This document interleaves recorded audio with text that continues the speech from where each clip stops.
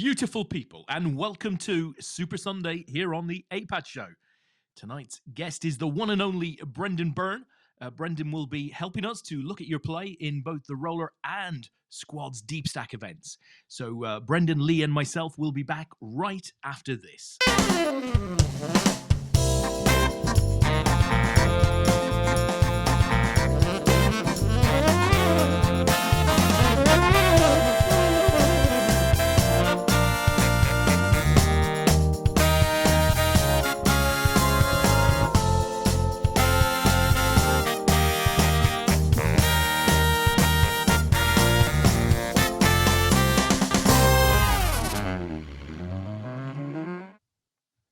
Lee, I don't know how we've managed to get through 571 episodes of the APAT show without having Brendan Byrne on, but we've put that right tonight. Is it really been that many? 571, Lee. It feels so many more to say these. Yeah. Well, how's this? Yeah, we're going on. It's season 2, and yeah, we keep hitting the APAT big hitters on the show. So we're following that up again tonight. So yeah, Brendan, I mean, back in 2008, he was in the Irish team that won the first ever European Team Championships down in Brighton. You might vaguely remember that one, Des. I do. I was there. That was an insanely good weekend. I remember one Irish captain telling some fierce stories, and Phil Stars of Scotland and Gordon MacArthur of Scotland and Pat Callahan of Ireland. It was a hell of a weekend, that one. Sure was. Well, he followed that up being part of the APAT team that won the UK Team Championships in Manchester. He's also got a WSOP cash on his Hendon mob, over 30,000 in live cashes, numerous APAT cashes along the way as well. He even cashed in the Jaxie wedding event in Vegas. Really? Oh, seriously, this guy is an absolute APAT legend. A warm welcome to the show, Brendan Byrne. How you doing? Oh, that's hilarious. It sounds like we've lost him. Oh, you're kidding me.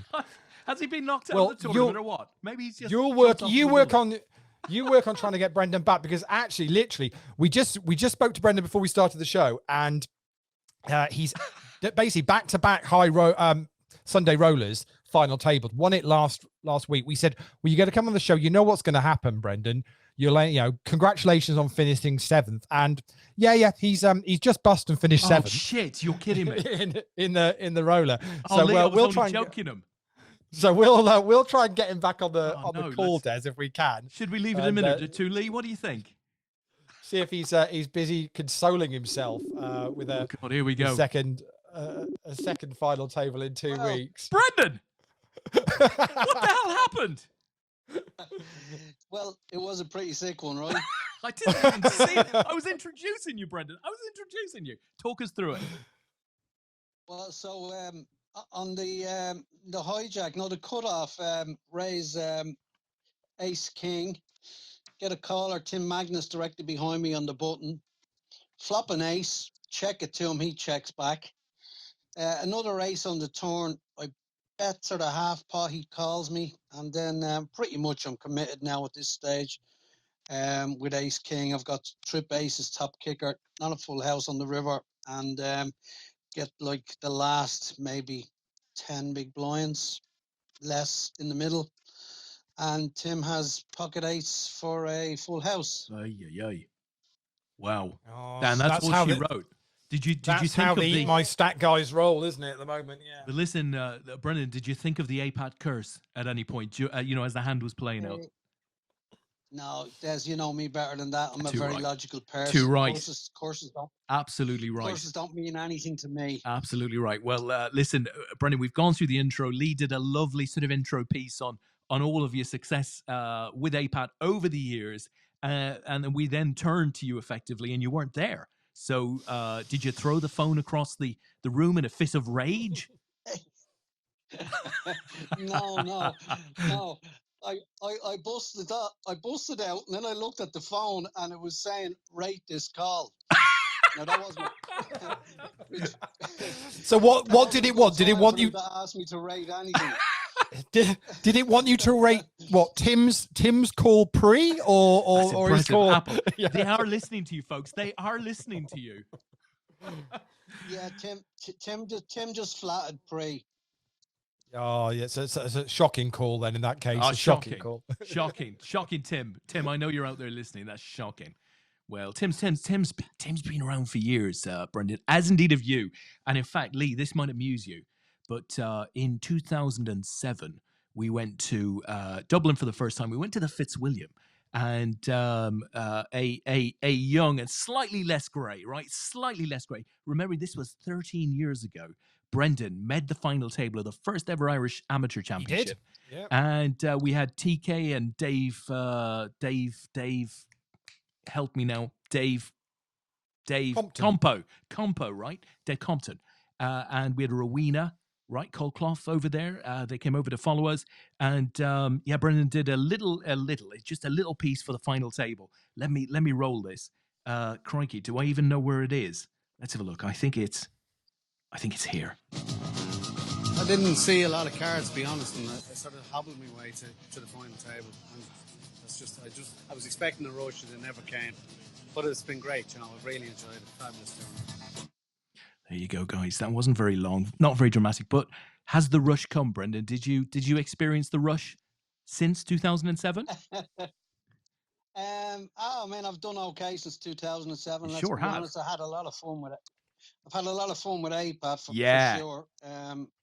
Yeah, traveling both to the UK and a couple of the further afield events, Vegas and Lorette de Mar. A lot of fun, a lot of crack, a lot of good friends, and met some really great people along the way. It's been a great crack, to be honest. It has been a journey, Brendan, and I tell you what, the time goes quickly, doesn't it? It sure does. Because I don't know about you, but it seems to me like since 2007, the first time you and I met, and of course we met a lot. We've met a lot since, but it seems like no length ago. But yet, you look at that final table of the 9. Patrick Tuckle, Scottish lad, passed away. Brendan Hartnett, of course, passed away. They were all on the final table with you. I was looking through some of the videos earlier on. There was we did an interview with a Russell Heighton, passed away. It's like time is just time. This sounds very morbid, Brendan. That wasn't my intention. Say, where are you going with this? I think you're still you're looking in fine fettle, Brendan. I have to say.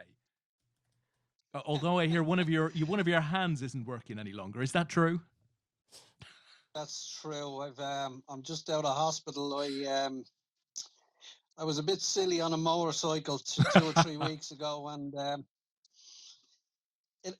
very minor speed collision. Well, actually, a lady drove straight into me. Basically, to be honest, I was in a place I shouldn't really have been. On a motorbike, basically. Well, yes. So I was in 2 places I shouldn't have been, on a motorbike and filtering down the outside of a line of traffic. But the lady was coming out, making a right turn and looking left. And so literally she just bumped into me, and I fell very awkwardly, busted my shoulder in sort of 5 places, and oh shit. 3 hours worth of surgery later and a lot of pain. It's reconstructed. Wow, Brendan, that's horrific. I hadn't known. What is your recovery time like for something like that? They reckon sometime in January I should be fit to go back to work. The problem is they say there's a good chance I won't be able to lift the arm over my shoulder again. So it's like, crikey. Get it to shoulder height. So look, I mean, it's not like I'm a raving sports person at this stage of my life. So, hopefully the impact will be pretty minor to me personally. So I hope so. I hope so, Brendan. Crikey, it's and we realize it, particularly in the time period that we're in. But it's when you have a little bit of bad fortune, your health goes, you get a break or whatever it is, that you suddenly realize that actually the single most important thing in the world is your health. Right? It's above sort of almost everything else. Oh, absolutely. And then of course, you learn to appreciate all the things you have, like putting a jumper on, like becomes something like fantastic. But then on top of that, you spend some time in hospital and there's always people way worse off than you are. Yeah. No, Always. it is very, very true. Well, listen, Brendan, Yeah. before we drive everyone away, because obviously they're all going to be feeling a bit depressed right now. There's some of them out there probably on the verge of, well, I don't know, maybe putting on ITV or something. To be honest, Des, they're probably all just depressed because they're thinking, "What? He beat us with one arm last week in the roller." Yeah, I mean, that's what? actually a thing. Yeah, That's yeah, actually a yeah. I thing. mean, and he's done back-to-back roller final tables with one arm. I mean, Well, seriously, listen, there's no end to this guy's talent. Listen, let's turn our attention to, shall we just call them the depressed, right? So who do we have with us in the chat box tonight? Well, right at the start, we had Bill Shepherd and Andy Bayliss. So welcome to you both. Rob Needham is in there with Disco Inferno. See, there's a man that appreciates a bit of music. Brendan, you probably missed that. What with your dramas? Did you get a bit of Disco Inferno? No. I did. I heard the Disco Inferno. I was very impressed.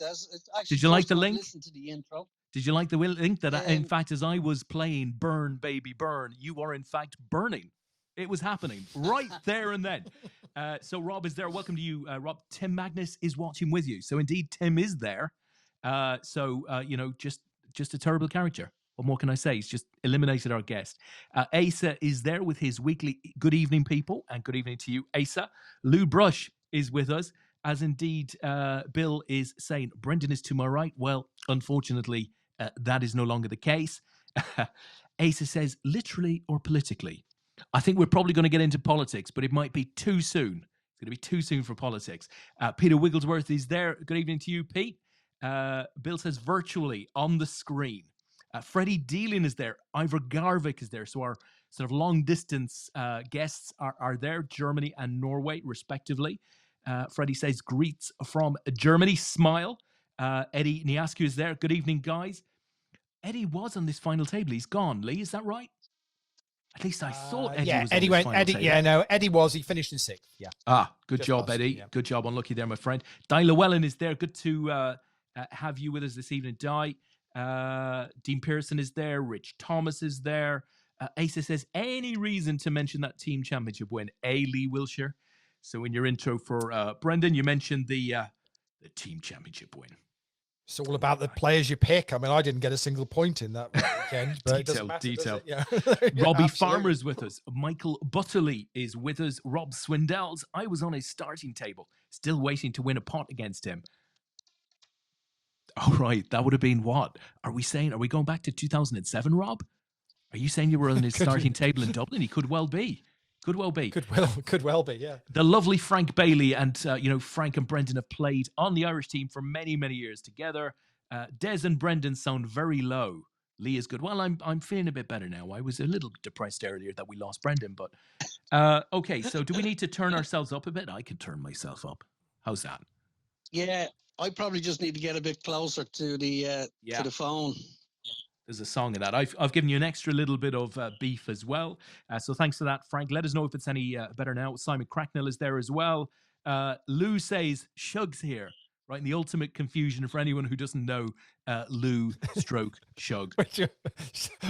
and a third name when he's playing on Party Poker that only his mum calls him. So detail, yeah. We're certainly not going to go into that. And Tom Banks says, did anyone say disco? Oh, yeah, baby. No, I can't play it during the show. I can play it before the show, not during. So there we go. Lots of the guys in, Brendan. Now, tourneys, obviously, we're on the final table of the roller. What can you tell us about numbers, Lee, and what the situation is with squads tonight? Yeah, so usual Sunday night thing. So roller is looking good this week. Just over $1,500 in the prize pool. It paid top 7. Brendan was the 7th place player. He picked up $74 for that. We are down to 5 players remaining. Tim Magnus is currently our chip leader in that. It's $547 up top, which would be very nice for Tim, who I know is heading off on holiday for a week tomorrow morning. So that'll buy a few ice creams on the beach somewhere for him. Where's he going to, Lee? Is he going to Croydon? He can't be going far. Surely he's going a bit further. He's going a bit further afield than Croydon. Yeah, is he? So, where's he going to, Lee? Did he say? He's off to Greece. He's off to Greece. So, no.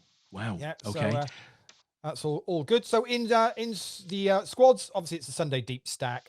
84 runners in that tonight. We've got 27 remaining. The lockdown crew are out in front. They're about 55 points ahead of the wild cards in second place. It's actually quite nice to not be naming, Eat My Stack and That's right, the Celtic Storm yeah, up there for and a the bit. Ackies.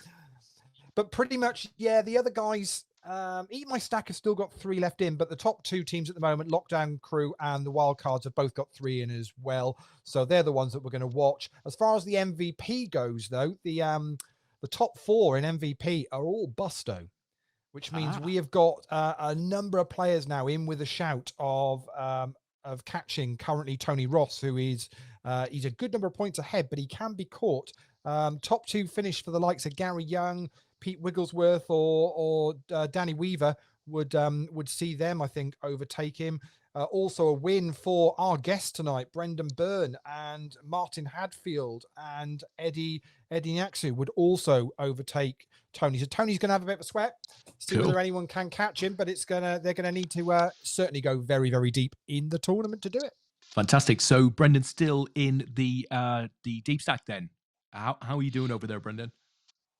I'm okay, Des, but please don't play any more of that voodoo music. If I do, we'll get taken off air, Brendan, and we can't do that. I like to be here when you go out. It gives us a special warm little feeling when our guest goes out and keeps our tremendous record up. That right, Lee? Yeah, pretty much. That's the way we like it. So it's all good. We always call for our guests. So sorry to all of you guys out there. If you're competing against Brendan tonight in the tournament or for the MVP or whatever it might be, we've always, we've got to call for our guest, right? So hope you have a good deep run in that, Brendan. Cheers, Des. Appreciate it. Yeah. So listen, my friend, how have you been finding the whole lockdown situation? And Ireland, of course, they've gone back into full lockdown again. Is that right? Yeah, pretty much back into full lockdown. I didn't really think it was necessary. I would have sooner it was stick with the previous lockdown and enforce it a little bit more. Yeah. But look, I mean, I don't know.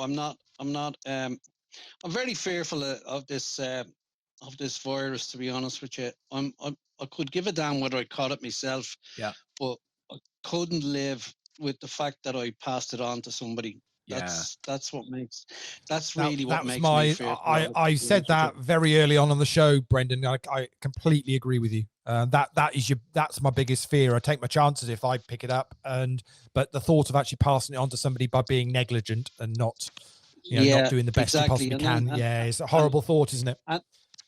Yeah, no, it is. It's awful. And then, so that's what leaves me distraught when I see a lot of these social media, it's only the flu, it's overreaction. There's only so many, quoting all these 99% people survive it, blah, blah, blah, blah, which kind of, to me misses the picture altogether.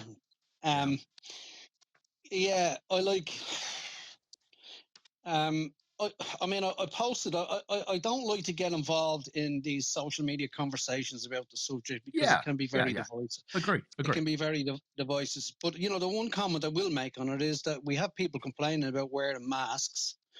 And my solution to the whole thing is if we make masks the newest must-have fashion item. Yeah. And people will have absolutely no problem, no matter what the discomfort, actually wearing them then. So, well, I have to say, I mean, I see so many people walking around with their trousers around the lower half of their arse. I don't understand what the issue is with a mask. I just don't get it. I mean, there are certainly worse fashion items out there, if you want to call it a fashion item. But it does feel like it's much more normal to wear one today. You felt a bit funny maybe at the start, but you just have to do it. But it's I guess it's the apathy of particular groups of people in particular, because if you end up at a super spreader event or whatever, then people who are trying to stay away from it are going to end up getting it, and that seems to be the situation.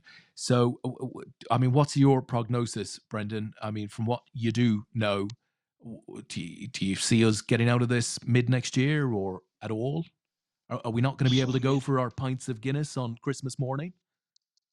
Yeah, I really don't know, Des. I mean, the end of the day, it all hinges now on a vaccine. And then we have people saying vaccine comes around, they're not going to take it. And, Yeah, I think I that's just just don't talk. know. I think if there's a vaccine there, I think people are going to take it. I mean, it's all right to say Yeah, that politically to make a point against the likes of Trump or whatever, because that man is going to say there's a vaccine if the vaccine hasn't passed mustard. But I think if it's a genuine vaccine that's been certified and everything else, I think people are going to take it. I mean, why wouldn't you I think take it? the reality is, though, that obviously a vaccine doesn't make it go away. Yeah. All a vaccine is likely to do is reduce the levels at which people are likely to react to it. That's still going to mean that they can carry it and they can Yeah. pass it on. Yeah. And this is the thing that I think people miss with the vaccine. It's like it's like the flu vaccine. What the flu vaccine effectively does is reduces the level to which you will get the flu that season. That doesn't mean to say that you can't pick it up and pass it on to somebody else. But hopefully, Lee, okay. hopefully everybody's taking the vaccine, or enough people are taking the vaccine, so that the full impact of coronavirus isn't felt. Now what we don't understand yet is what impact a vaccine can have. Right, we just don't know. So we wait and see. But hopefully it reduces deaths. I mean, that's got to be number one objective, right? Yeah, I'd agree. But I don't think it's going to be. Yeah, I don't think there'll be any vaccine out there, and whatever Trump might claim over in the States, I don't think we're going to see anything that's actually going to be widely available to anybody, anytime soon. Well, touch wood, Trump won't be a factor in the States beyond January. So I really hope that, because the man is just an absolute knobhead, but c'est la vie. So who's running Ireland these days, Brendan? Who's in power right now? Oh, well, we've got a coalition government, and sort of we've got Micheál Martin, Fianna Fáil is Taoiseach at the moment. Okay. What type of job is he doing? No, I mean, not great. Not my favourite. Yeah. Politician. I have to be honest. I always found him very disingenuous, and so yeah, I think so. The recent election, it was a typical Irish election where there wasn't Clear decision. The vote led to some negotiation between the parties because nobody had the outright majority. But Sinn Féin won a surprising number of seats, didn't they? Yeah, and this is the problem with the government that was formed. It didn't reflect the change in the vote and what the vote reflected about the country. The country voted for change, voting to embrace Sinn Féin, which it's quite a thing. People like UK or your UK listeners might think that Sinn Féin will always do well in Ireland, but this side of the border they don't necessarily. Yeah. People here don't necessarily trust them that much, but they did achieve a very significant portion of the vote, an increase in their vote, which should have really been reflected in how the government was set up, and it wasn't. So, there's a lot of hypocrisy in it, I think, Des, in as much as we have the two major parties here, Fianna Fáil, Fine Gael, urging all the parties up north to talk and share power and embrace Sinn Féin. They won't do it down here. While at the same time at home, saying, well, no, we won't go into government with Sinn Féin, which is, as far as I'm concerned, it's like absolute hypocrisy. When is I mean, you either bring them in from the cold, or things go back to the ugly way they were in the past. Yeah. Oh, and they were pretty ugly. Yeah, absolutely. We saw some pretty ugly times, I have to say. Yeah. And tell me, Brendan, has it impacted your work? Did you have to stay home, or were you able to continue sort of, doing business as usual? No, it's funny because I had made a sort of adventurous career change, if you like. It's not necessarily career. I was working, obviously, dealing, as you guys know. Oh, you're still in drugs. And that but that was a lot of that work was sort of black economy, and so as a result, you end up then with no benefits as much. So I went to the dentist and for an eye test, and I was told I wasn't covered for anything. That sort of was an eye opener for me, where I said, "Hold on a minute, I need to get myself back into the workforce." Listen, So I can save you. I could have saved you some money there. If you went to the dentist for an eye test, you definitely need glasses. Des, to the dentist and for an eye test. Oh right, I need. What do I need, Lee? I need. You need to go and get your hearing checked, don't you? Yeah, definitely. Oh dear. So yeah, you end up paying it that way, don't you? If you try and be entrepreneurial. So yeah, I took a job driving a bus, which was heavily influenced by Frank, my, Mr. Bailey, don't tell me. My Irish team partner, Frank, Oh, no. Frank Bailey. Yeah. Oh dear. So like, to be honest with you, it cost me money to take that job in take home pay, because the taxman just absolutely slaughters me. But I pay a stamp, and I'm back in benefit for stuff. So yeah, it's good in that respect, and it's been a bit of an adventure, to be honest with you. So well, driving a bus, anywhere near Dublin would be an adventure, I'd have thought. Yeah, it's getting quite hairy. I was just on the WhatsApp group today talking to some of the other drivers, and it's getting a little bit hairy. There's been a lot of stone throwing and windows smashed in certain areas in Dublin now. Wow. People are getting a little bit... Why is that? Why are they throwing stones at buses? People are just getting a little bit bored now with the whole lockdown thing. So it's, let's keep ourselves entertained. Christ, well, it is going to be great. Just remind me, what part of the city are you in again? Well, no, I mean, I don't live in the city, but that's where I was working. I was driving in the city. Actually, I was driving on the south side of the city, so pretty much, nice. There's no, pretty decent areas, but you still get it. I mean, I had I was driving through Portmarnock, Malahide last year, pre-lockdown, and had a couple of stones put through windows, which like Malahide and Portmarnock, they're both quite affluent areas in Dublin. Wow. I don't think that's a thing here in the UK. We haven't discovered that yet. I hope now that you've mentioned it, it doesn't set off some ideas in people and they go, oh, that sounds like a really good sport. Yeah, well, I mean, it could be worse. It could be up in Belfast and getting them burnt. Yeah, that's true. That is true. And turned over. I'm just thinking, Des. I mean, for when APAT goes back live, I mean, should we be thinking about offering, your entry for the tournament plus, your airport transfer, courtesy of Frank and Brendan? Is that something we could look to do? To be honest, for insurance purposes, Lee, I'm thinking we should hold the Irish Amateur Championships in the Isle of Man. That's what I'm sort of thinking, just based on the wee chat that we've had with Brendan. Frank never mentions any of this stuff. See, he's a statesman. Doesn't mention any of this stuff. Yeah, well, Frank's in a particularly delicate situation because he's from Belfast, living in Dublin most of his life. Didn't know that. Didn't know that. Frank's from Belfast. Wow. Yes. Didn't know that at all. Frank is from Belfast. Wow. Yeah. No idea. Which side of the divide was he on? Go on, you can tell us. And he married a Free Stater. Oh my God! Now you've told me indirectly he's on the other side. So they've got a... I haven't told you that. Ah, you have. You said, and he married a Free Stater. Yeah, we did marry a Free Stater. But I don't know what side of the divide Frank comes from, nor do I give a damn. We'll have to get him on. See if we can get a bit of politics going. I tell you what, though, his wife is a lovely woman. And I regularly see pictures of her and Frank on holiday, off having good times. Not as much of that recently, of course. But... she is a patient woman because Frank's he likes to play the poker. He plays the poker all of the time. So she is a super patient woman, I'll have to say. But we like Frank. Frank is one of the good guys. Most definitely. Yeah, most definitely. Great guy. Yeah.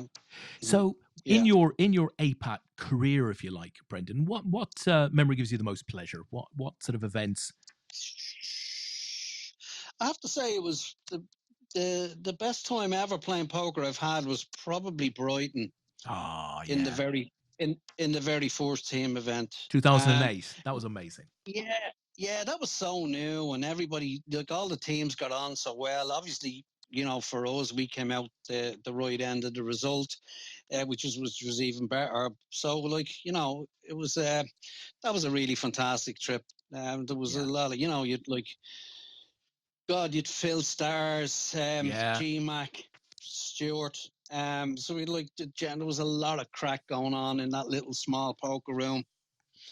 It was amazing. Um, And one of the good stories, I don't know if you caught this one, but Cedric Bilot, who was playing for France, Yeah. spent a lot of time at Poker Stars. He was with Poker Stars for many years. Ended up marrying one of the dealers from the tournament. So it Was it not the receptionist? I thought it was one of the receptionists. Was it a receptionist? It could have Might have been. Yeah. It could have been. I didn't But get wind of it seriously, over the weekend, but if you want to go, you've got to go and check out Dez's video review of that weekend. It'll be on the APAT YouTube channel. Got it. And also the outtakes as well. Which Caroline are well Tasman, worth, right? With Caroline, well worth checking out. So I've seen the one with Caroline. That is absolutely sensational. I really, really enjoyed that. Yeah. Yeah, she was. She was so nice. Shame we don't see Caroline. Yeah, fantastic. But that was a great weekend, and the stories were insane coming out of it. Very, very good fun indeed. Yeah, absolutely. Great crack. So how a team event should be done, definitely. Oh, absolutely. Yeah, just the friendliness of it all, but it was also new too. I really have cherished memories of that event. To be honest with you, Yeah. So listen, Brendan, you Irish, obviously, the Irish love card games, right? I think it's quite a widely held thing. A lot of Irish love card games. How did you get into card games and poker, particularly? Apparently, you're pretty quiet. Let's see if I can dial you up somewhere. I haven't got that much more I can give you. It's probably me just getting the phone too far away from my gob. Well, I've pushed you up as high as I can go. So hopefully the guys can hear us out there. So carry on, Brendan. I'm still on speaker. Do you want me to try it without the speaker? No, I think you're okay. So guys, you're okay. Yeah, you're fine. Yeah. Brendan up a wee bit further. So let us know, Ant, if this is any better. Right. So off you go, Brendan.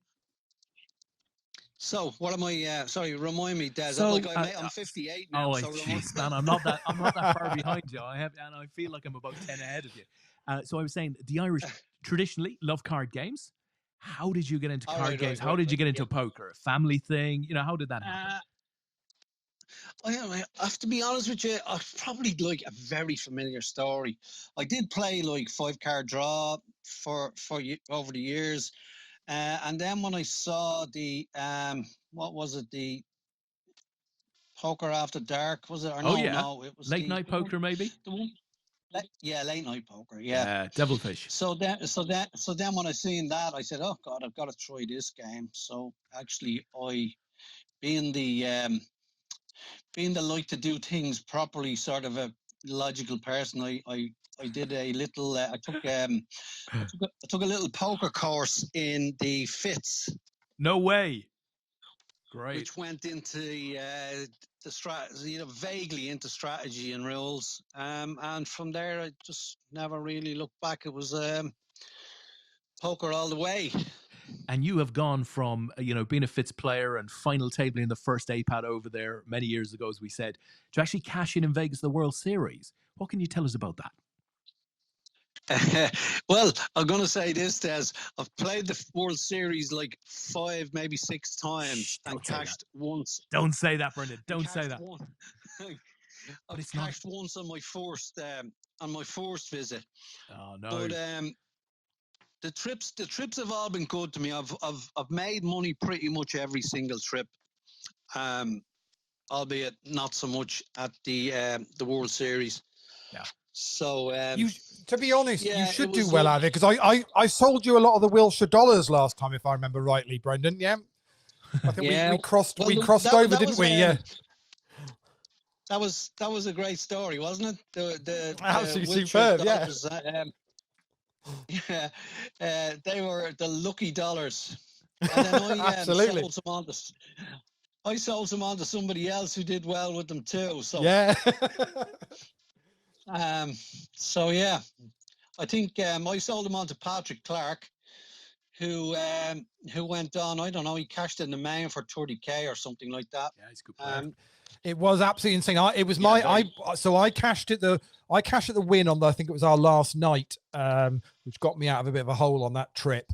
I think you just flown in that day, so said anyone got any dollars yet? So I sold them on. So you then had a good were you out there for about 10 days? Were you a couple of weeks? I think it was, and had a couple of good cashes as well. Seven, and then and on it went. yeah. Happy days. Listen, guys, we have a couple of others in with us. Let me just give a bit of a shout out to Tony Ross, who's with us. Lisa Greer is with us. Nate Poulton. Rob Needham said, I think Trump's vaccine is called Dettol. Oh, man, he's still living that down. That was incredible. Ant Williams, as he said, is with us. Gunther Surinks is with us and says, evening all. Evening to you, Gunther. Asa says, Biden. Right, so go back to the election. Biden is approximately 4-9 on. Trump, 7-4. So smart cash apparently on Biden. But frankly, I'm not cashing any of those chips until such time as that result comes in. Hillary? What was Hillary at last time round? I thought she was odds on, wasn't she, at one point? I think she was a very, very strong favorite. Yeah, a very strong favorite. So you just can't count this guy out. Who knows? They say that a percentage of Trump's sort of support don't like to tell the pollsters that they vote for Trump because they find it a little bit embarrassing or whatever else. But yet, when they get into the booth, that's where they tick the box. So we're just going to have to wait and see. And it's coming up soon, isn't it? November the 3rd? So I think it must be Tuesday. Is it Tuesday week? Does that sound about right? Next? Yeah, sounds right. So that will be a late night. I will certainly watch that because I think, I've tended to watch US But news. am I right in saying, Des, they reckon because of the number of postal ballots that they don't think they'd have a result on the night? Is that? Yeah, I think unless it's a bit of a landslide. Yeah. And it's unlikely. They wouldn't. They're not likely to call it. And even if Biden does win it, the chances are Trump is not going to, say, well played. Well, there'll be recounts in certain, narrow victory states and stuff like that. So it'll go on for a while. But I think the analysis will be, it'll be really interesting. Really, really interesting. So just getting back into the chat box, Frank says free travel for all APAT players in Ireland. Now that would be cool. Okay, the APAT game is going on in Ireland now. We're no longer going to the Isle of Man. What else have we got? Asa says no issues through the PC on sound after Ant just mentioned that Brendan was a little quiet. Gunther says no issues with sound. And Jeff Talbot has checked in calmly, as he does. So that's it in the chat box. Guys, we are up to date. Excellent. Well, with 3 players left in the Sunday roller, so Norbert from Germany has a decent chip lead, more than half the chips in play. Tim's still going strong in second, and Grant just lost a reasonable number. But as you say, that Grant's got it all in with King Queen against the pocket 8s of Tim. He's going to have to. And he doesn't hit, so needed a King Queen or a Jack on the 7, 9, 10 board. So that's going to knock Grant out in third, which is we are heads up now. Norbert with 1.6 million and Tim with about 1 million, so pretty close. Blinds are at 10,000, 20,000, so a fair bit of play in this now. You won this last week, Brendan. I did. Yeah, and what was your prize? A new Apple iPhone or around the 500 quid mark. Nice. Plus a ticket for this week, which was good. Nice. Okay. Yeah. How is your online game generally, Brendan? Are you sort of sticking to APAT games? Are you playing wider?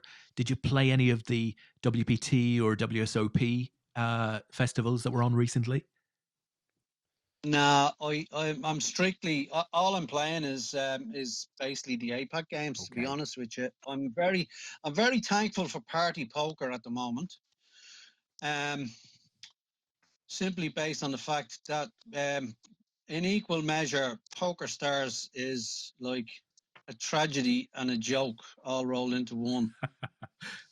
To take that business and brand and turn it into what it is now is really quite something. So what do you think is going wrong? Literally, what do you think is going wrong over there? I guess the priorities are not necessarily the players. I mean, you can't even get an answer to an email. Yeah. It's like It's like it's just ridiculous. It's very I un-Poker had Stars like, isn't it? well, it's very Poker Stars like. It's very old Poker Stars. It's very unlike old Poker Stars Yes, as it yes, was as we knew it yes. pre whatever we called them. The company Flutter, that took them over. Flutter. Hmm? So they have been Amaya, and now they're part of Flutter. Amaya, yeah. Yeah, I mean, it's just horrific. It's But that horrific. seems to be the I general even like, consensus, Brendan. That seems to be a lot of players seem to say they don't get any response to customer service inquiries. And the other big thing that people seem to have a problem with is the lack of kind of rate back or offers or whatever combination they're putting out for players. That there's not really much incentive to play on there. yeah, I mean, I like they're based in Ireland, so I know a guy very well who works in the place. I had like Stephen had a problem where he made a lodgement and wanted to play someone. They locked him immediately because he made a lodgement under his old alias, which he had from Australia when he was in Australia. Right. So I have a problem with this. I've always had a problem with this one. If there's a problem, don't allow the money into the account. Yeah. You know, but allowing the money into the account and then locking the account, Yeah. to me is a little bit disingenuous, right? Yeah. Agree. Yeah, and then so trying to resolve that in providing like information and getting somebody to answer your queries, saying, look, this is still me. I just don't live in Australia anymore. I can give you, details to prove where I am and who I am. But you still can't, like 12 months later, still hasn't been able to resolve that. It's You're shitting me, just really? bloody ridiculous. You're kidding me? Absolutely ridiculous. It's I'm still not kidding you. ongoing. That's outrageous. It's not that it's still ongoing. He's kind of gave up on it, and so it's like 50 quid gone. Oh, that's crazy. That is absolutely nuts. We've seen a couple of issues like that. We've been able to help with one or two. I think Shug had an issue going back a little while ago, and sometimes, and it shouldn't be this way. But sometimes it's like who you know. You raise it to the right person who's proactive and able to get stuff done, and it gets done. I mean, that's ridiculous. Yeah, it's not good. It's definitely not good. So like, I mean, the net result for me is so I during lockdown, some friends of mine started a home game on Stars, and played, like, had some cash on there, played their first night, and then sort of didn't realise, but there was a rebuy at the break, and I tried to so I thought I had enough, but I didn't, and then tried to do a lodgement, and then they just locked my account. Because I was using the same account but a different card. Right. Yeah. And so then they locked me account. I sent an email, got no response, and then that was it. I was saying, right, okay, I'm never ever going back there again. Yeah. So pretty much that's the way I am with them. I'll never play on there again. No, that's fair enough. And Gunther is saying in the chat box, Poker Stars sucks. It's not for the players. That is quite a change around. So what is it about Party that you like then, Brendan? Well, I like that they're trying things. I'm going to be honest. I'm not exactly a huge fan of Rob Young, even though I know he does a lot for poker. Yeah.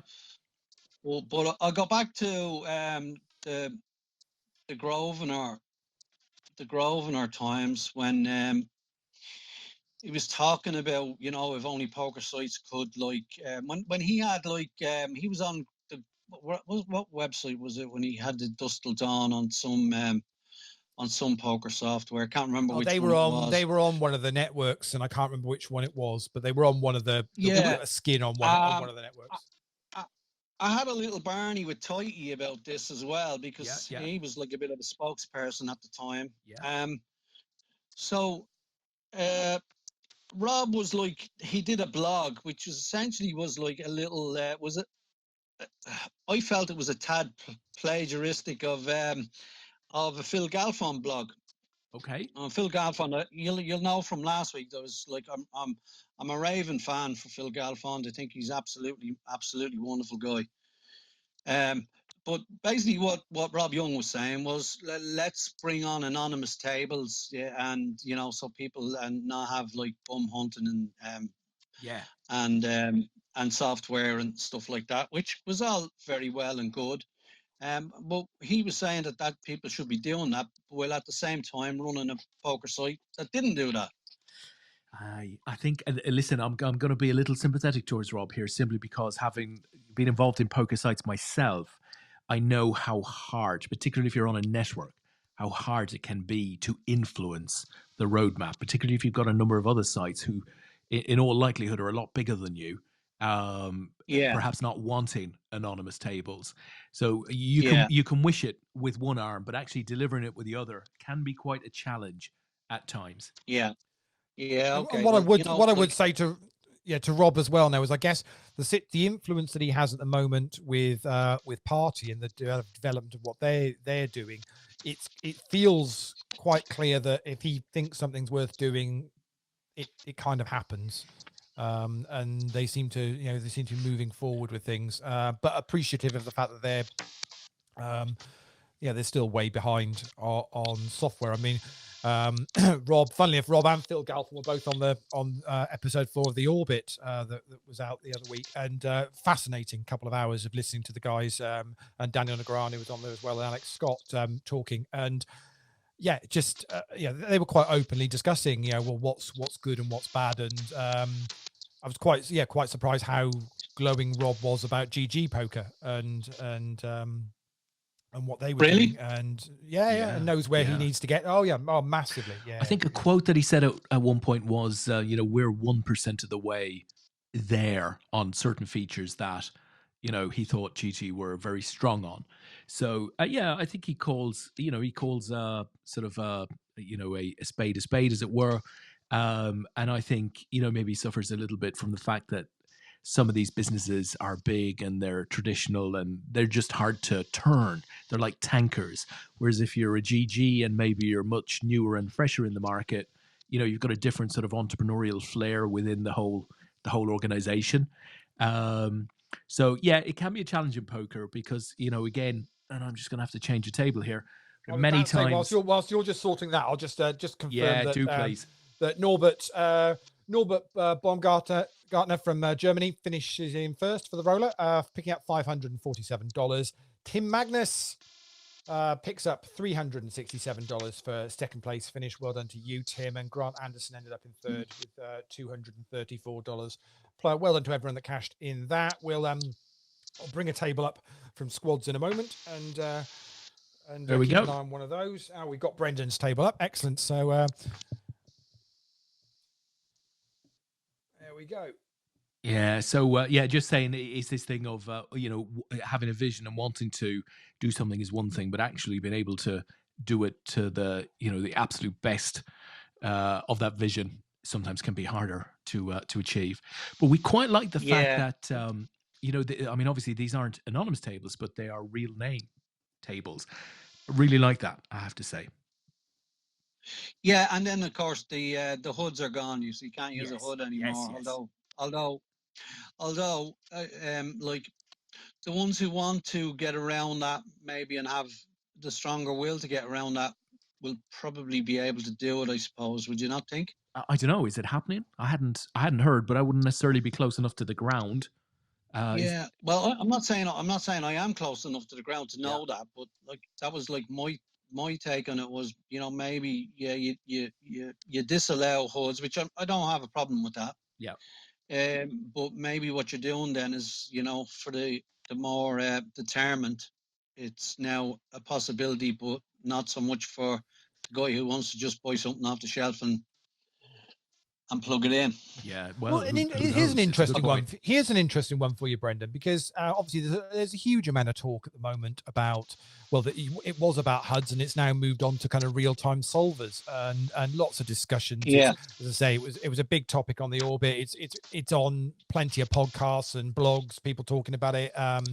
Barry Carter, friend of the show for us and friend of APAT, has written a whole piece about it. But here, from my question to you would be, as an amateur player, as a recreational player that just, as you say, you're just playing APAT, do those kind of things bother you when you sit down playing an APAT game with a lot of guys, but also a lot of new players are playing APAT, playing squads on a regular basis?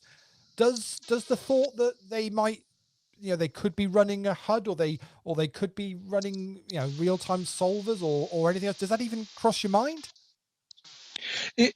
Not in as much as I would feel like that they're taking money from me personally. I would be thinking of it in a player ecology sort of a way, in as much as if the edges they have now become even bigger, they're taking the money off the recreational players quicker.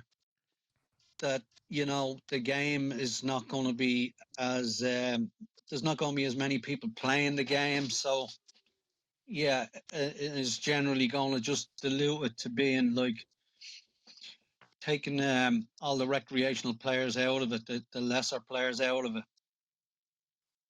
Yeah, no, I think you're absolutely right. If that makes any sense to you. Well, you turn. That's probably. I've always felt the rec players don't mind playing and losing a bit, providing they're getting their entertainment and stuff. So they feel like, the little bit of money they're putting in is worthwhile because I'm getting something back. I'm enjoying the game. And if they're being churned more quickly by, semi-pros or pros that are not depositing, so they're not sort of feeding into the ecology, and they're taking all of the cash and all of the promotions and stuff, then of course the little guy decides very quickly, do you know what? I'm going to go off and do something else. I'm not enjoying this anymore. Yeah, of course. And then Gal, that's one thing I always admired with Galfond, and he always was a proponent of that, saying, look, it's all right taking people's money, but just do it a little bit more slowly. Yeah, I guess that was like. Do you know he actually said something very similar to that when he gave one of his pieces on the orbit, wasn't it, Des? If I remember rightly, it was something very similar. We've just let's just got to find a way of making this a little bit less painful, and yes, gradually, obviously, the better players are likely to win more in tournaments, but it can be done in a way which actually means, because it's entertainment. As one of the points that the guys are making on that show was, you're with recreational amateur poker players, you're competing with the likes of Netflix and Fortnite and gaming and other things, certainly during lockdown, even more so, I would suggest, than even out of lockdown. It's true. And I think absolutely. I think one of the other points that they made that sort of hit home to me was that, 10, 15 years ago, spin merchants, you'd have a great bit of fun putting a tenner onto a site and trying to spin it up into something big and wonderful.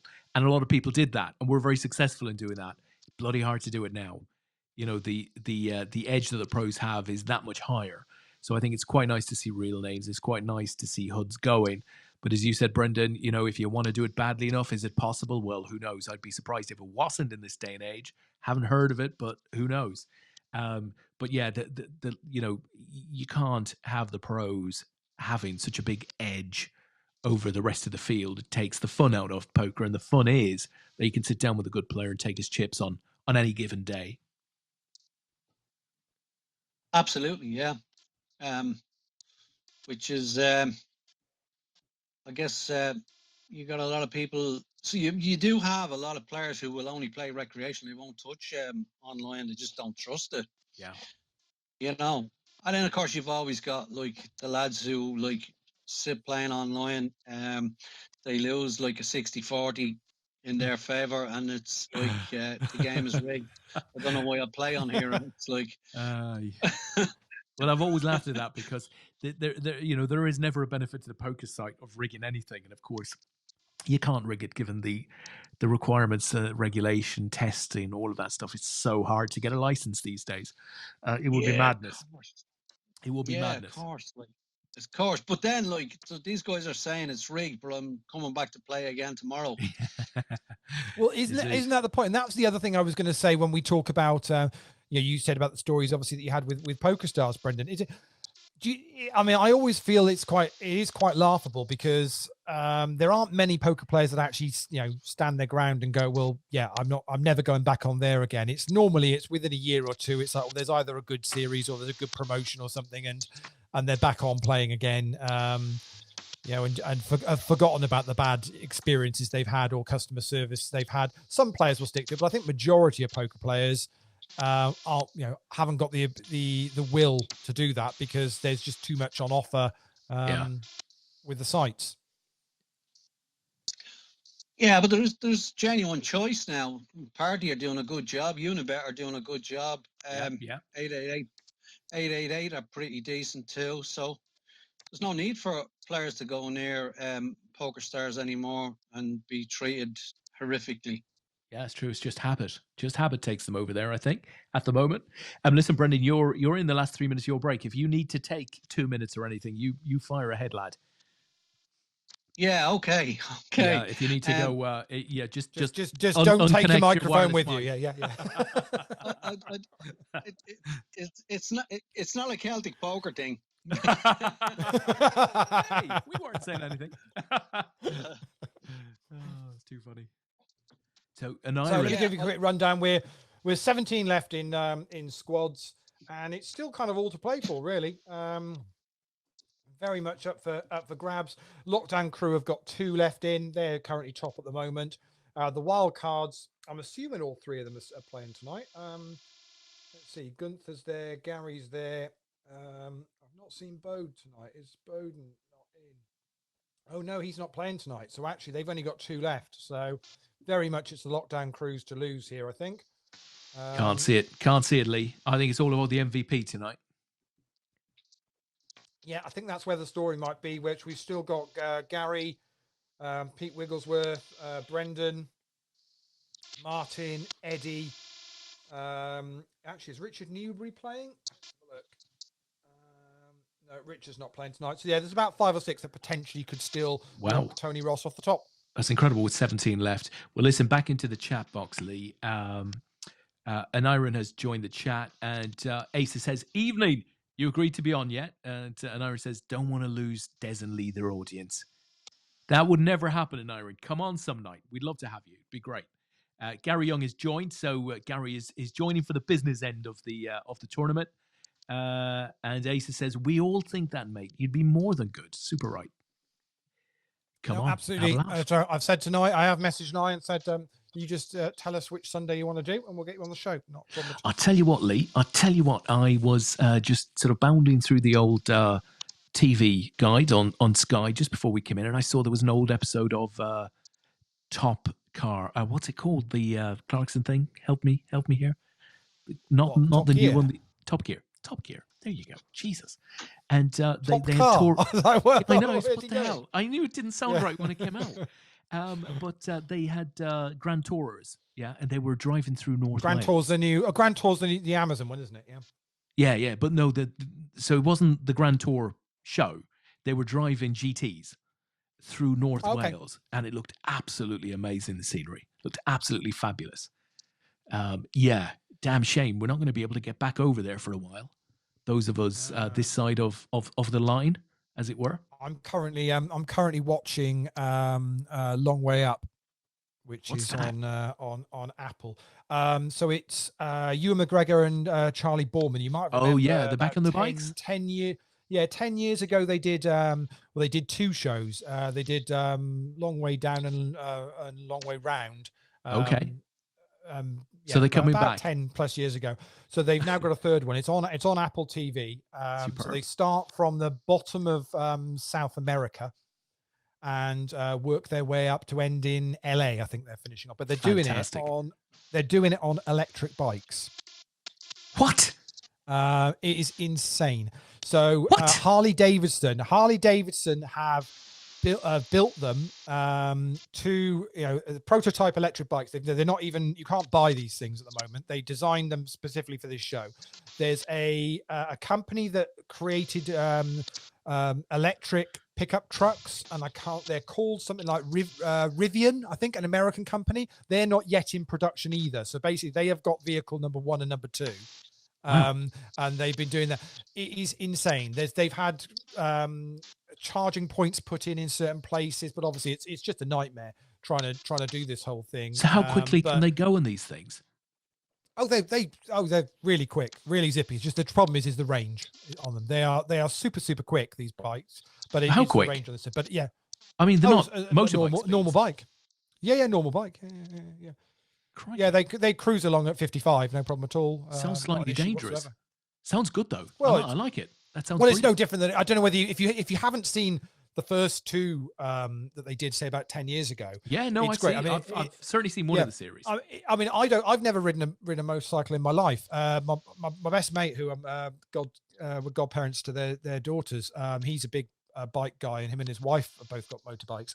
But when I watched the first series, say 10, 12 years ago, it gave you that buzz of going, just get on a bike with your mate and just go around the world kind of thing. Yeah. And I've got that feeling again of going, well, could just do this. And obviously when Brendan was saying about being on a bike and that kind of thing, have you ever gone anywhere kind of touring any great distance on bikes, Brendan?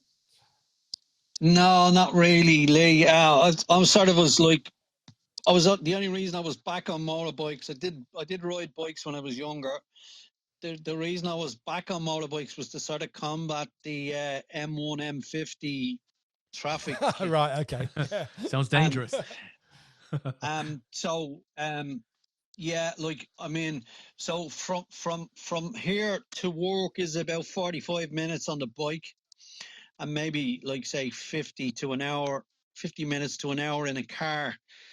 The problem is that when there's an episode on one of the roads, that can turn into 3 hours. Wow. So the bike leads you kind of, you're not immune to it, but it'll turn it into an hour and a half at the most. Yeah. On the bike, rather, as opposed to the car. And then there's the tolls issue as well. So it's going to save you like, a couple of quid a week, which adds up to like, maybe 100 a month, I'd imagine. Yeah, definitely does. But I know, Des, you'd said you'd kind of your Apple TV subscription had kind of run out, and you hadn't bothered to renew because there wasn't really anything worth watching on there. I'm back in. I had to. I had to go back it. in because obviously the new Springsteen album dropped on Friday. So I saw you. Managed to get that Friday morning, at midnight the night before, sort of thing. So listen to that. I thought it was superb. The movie came out with it, so I had to watch the movie. So Sean had she bought some device like the year before and hadn't used up her free Apple TV thing.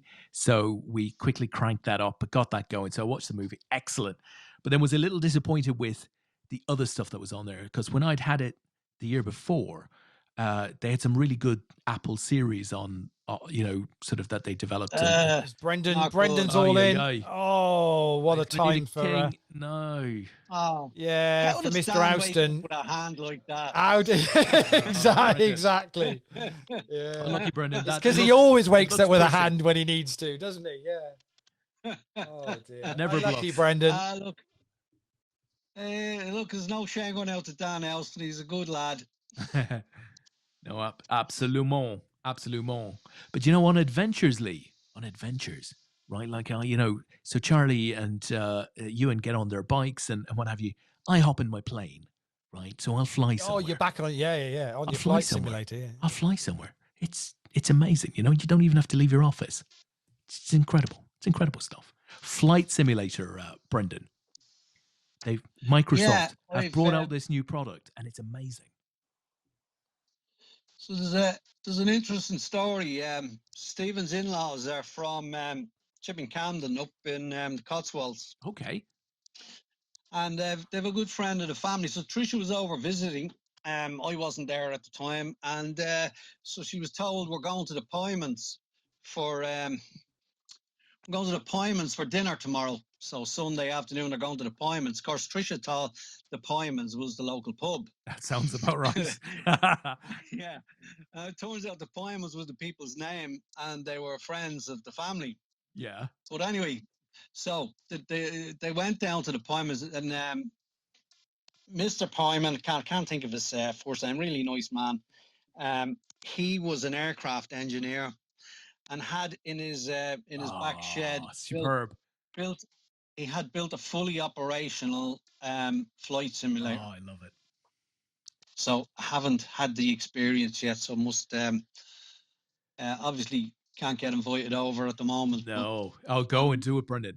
You know, I've yeah, seen some of these enthusiasts on YouTube who do exactly that. You know, I've seen guys who've like bought, you know, cockpits fully sort of formed cockpits from old 747s and A304s or 305s or whatever you call them, and they've set them up in the garages, like with flight simulators in there, and it's just insane. It's a little over the yeah, top brilliant. slightly, but insane. It'd be fantastic to try one of those out. Yeah, absolutely fantastic. Well, I tell you what I found interesting in this. This new product that came out from Microsoft. They use sort of the very latest Bing mapping data. So if you look at somewhere like Southampton, which has been captured in all of its glory through photographs, effectively. If you fly over Southampton, and it doesn't matter what height you're at, you're seeing Southampton pretty much as it is, and the same can be said for anywhere in the world. So you know, it's an amazing way to use something like Google Earth to see places because you're effectively flying over them. It is Yeah. I'm just quite shocked. You sat in your cockpit at home and you're like about to throttle up and you're like, where shall I Steady. go today? And you choose Southampton. Well, no, Seriously, Southampton. So I mean, Des, it's an hour and a half's drive for you. Just so you can pop down the but I mean, down let's face down it. the you know, M3. who would do that? Who would do that? It's only like it's about 5 minutes here for me to be able to get there. But Southampton is one of the few countries in the UK that currently has this photogrammetry data available online, right? So it has been captured in a very highly sophisticated way. Now, they recently, about 2 or 3 weeks ago, the Microsoft people released a Japan update, which has Japan in all of its glory. So from Mount Fuji to Tokyo, you name it. If you're flying over it, it is like the real thing. So I think they are upgrading sort of a lot of the scenery around the world on an ongoing basis. So somewhere like Manhattan looks amazing. You know, it's just absolutely amazing. Sorry, we've got What's happened? Stop because Shug has just said what I've been thinking for the past week, and I forgot all about it. I was gonna do it on the show tonight. Shug is absolutely 100% right. Oh, I've seen it. I've seen this advert yet. Have you seen the advert? You know what I'm talking about. If you've not seen the nationwide ad, I was going to try and find whether it was. I was going to try and find out whether it was on YouTube or something like that. It's JP is definitely advertising for nationwide, 100%. I think well said. Yeah, he is indeed doing that. But I've no idea whether we can actually get it or anything. I'm sure we can. I'm sure it'll be out there on YouTube. It must be on YouTube, or they'll have their Twitter account with the ad. There's definitely ways to get it. Outside of that, what else have we got here? So Tom Banks said, I had a pal who was a BA pilot.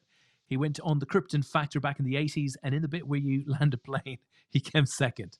Oh, that's hey. those are the breaks, as they say. Still gets ribbed to this day. That is hilarious. So Anirin has also seen JP, and he says, "Yeah, that bloke, defo does." So that is funny, guys. Do go find that nationwide ad. Maybe we'll put it on the. We'll get the video to put it on the show next week, Lee. It's on YouTube. Yeah, you can get it. Is it there? We'll do that. Yeah. I'm just seeing whether I can even just get it in the. So Des, the next time you take off. The next time you take off, Des, you just got to fly straight past Southampton and head for the Whitsunday Islands or something, somewhere that is truly beautiful to see. Absolutely, Bahamas. Right? Yeah, the Bahamas. Huh? I did a. No, the Whitsunday Islands, northeastern Australia. Okay. Up towards Cairns, the Barrier Reef, and beautiful white beaches.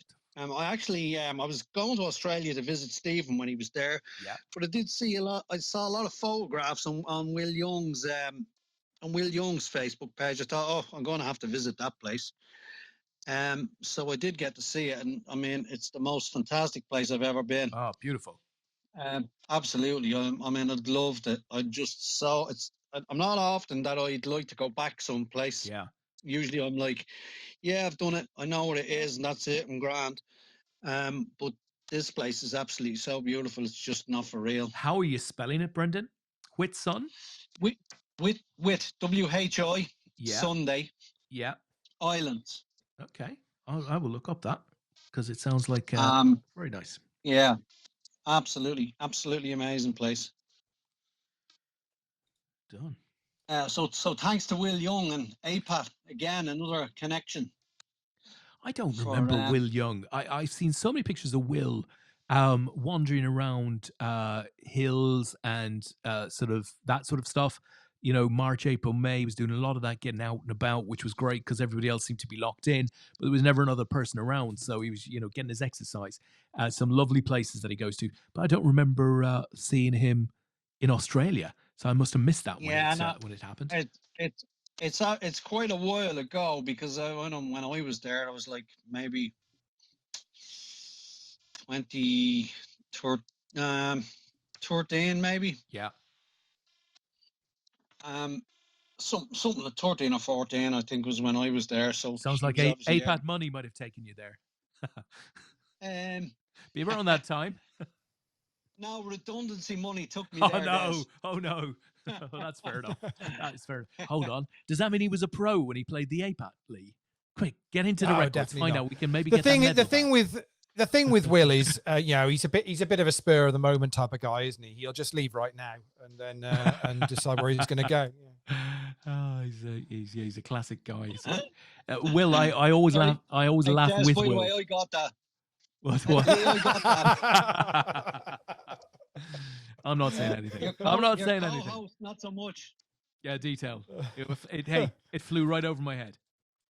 So just a quick, give me a quick update on squads because we're down to 13 players now and we're paying top 12. So we're hand for hand at the moment because we're on the money bubble. But the situation is that it's pretty much going to be between the lockdown crew and the wild cards. The lockdown crew have Tom Banks still in, who was in the chat earlier on, and the wild cards have Gunther still in, and he was in as well. Gunther needs to pick up about 50 points on Tom. That's the difference. Tom's not well. I'm saying he's not had the greatest of weeks. But actually, both their lowest scores are very similar. There's only a few points between them, so that's what they're doing. Basically, fair enough. Gunther needs to do 50 points more than Tom. Okay, we shall keep an eye on that. They are indeed on different tables at the moment. Gunther is on the TV table. Yeah, and he's just added a few to his stack as well. Just knocked out Liam Pye as well. So he's all in again. Now. Tom. Oh, okay. Let's see this hand play through if he gets a caller. Of course, I talk about all this, who can do whatever, and what. But we've got to remember also, Rob Swindells is still in this tournament, and we know he ruins everybody's fun on a Sunday night. You know, as was proven last week. Particularly in a half term. By busting the two players that needed what they needed to do, and he just put pay to that. So listen, we're getting a little bit of travel feedback from Mr. Banks in the chat box. He says, Port Douglas, fantastic. Beware the Salties. Was there a week, would happily live there. Then he confirms with Sunday Island. Thank you, Tom. Goes on to say, was on a trip to the Daintree River. And this yank in front of me, sitting on the outside, when told that salt water crocodiles could leap 6 feet to grab their prey, asked, how can you guarantee my safety? Without missing a beat, the tour guide says in his Aussie drawl, swap seats with your wife, mate.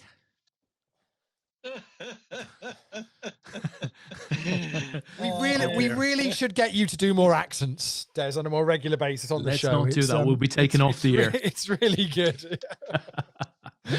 I think we had it before the story of the two photographers out in the Serengeti plain shooting lions, and a lion off in the distance goes really starts growling, and one of the photographer, he gets his rucksack carefully off of his back and he starts putting on a pair of Nikes, and the other photographer says to him, mate, look, you're not going to outrun that lion in a pair of Nikes. And the first photographer said, I only need to outrun you. The old ones are the best. Oh, they never go away, Brendan. They never go away.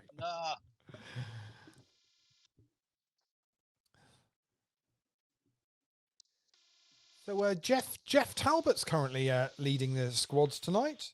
Not for the first time, mind you. I'd seen he'd popped into the chat box. He's been pretty quiet tonight. I think this could be the Eat My Stacks. I think Tim was saying I think they might take a break next week because obviously Tim's going to be away,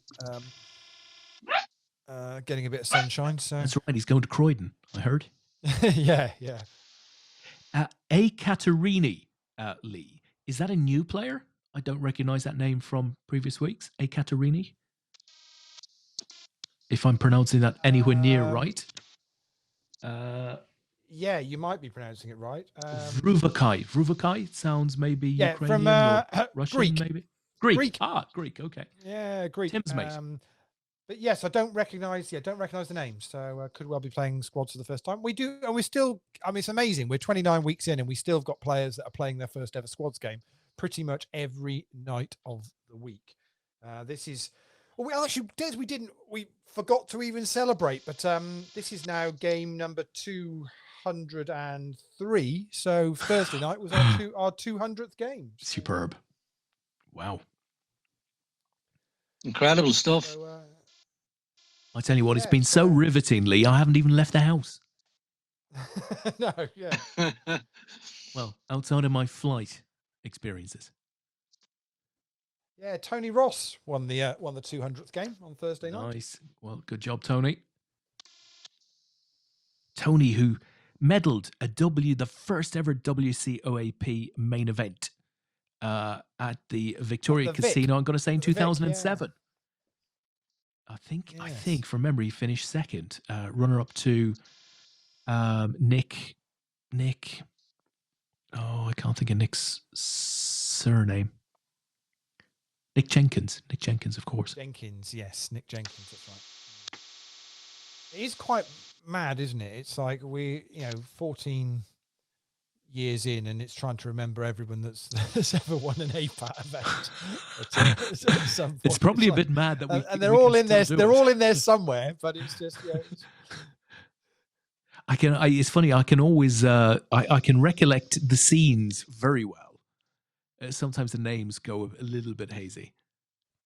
I think what happens is it's like as Brendan, as you were saying earlier on, is I guess it's when it just becomes kind of another tournament in another similar casino that all looks the same. It's when we talk about the Irish events at the Fitzwilliam, they've got there's so much more going on and so much more character there. These things are easier to remember and to kind of correlate in what was going on and when it was. I guess when it's just it's another tournament in another similarly decked out casino, it's a lot harder.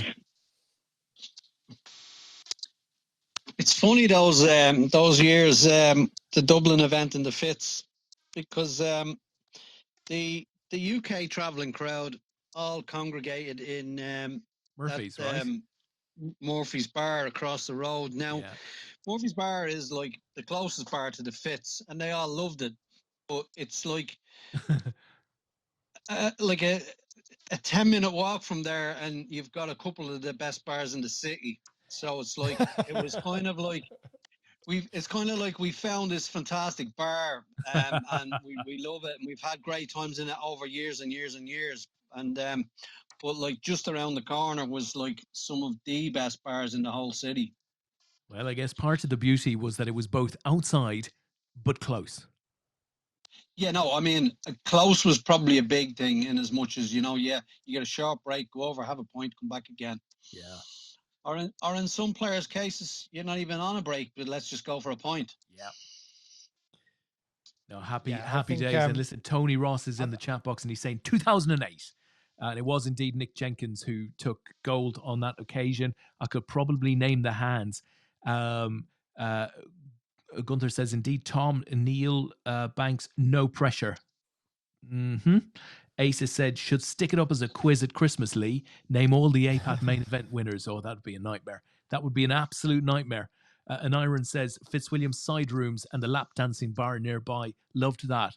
Hold on, and Iron could have only been about 16 when he was over there.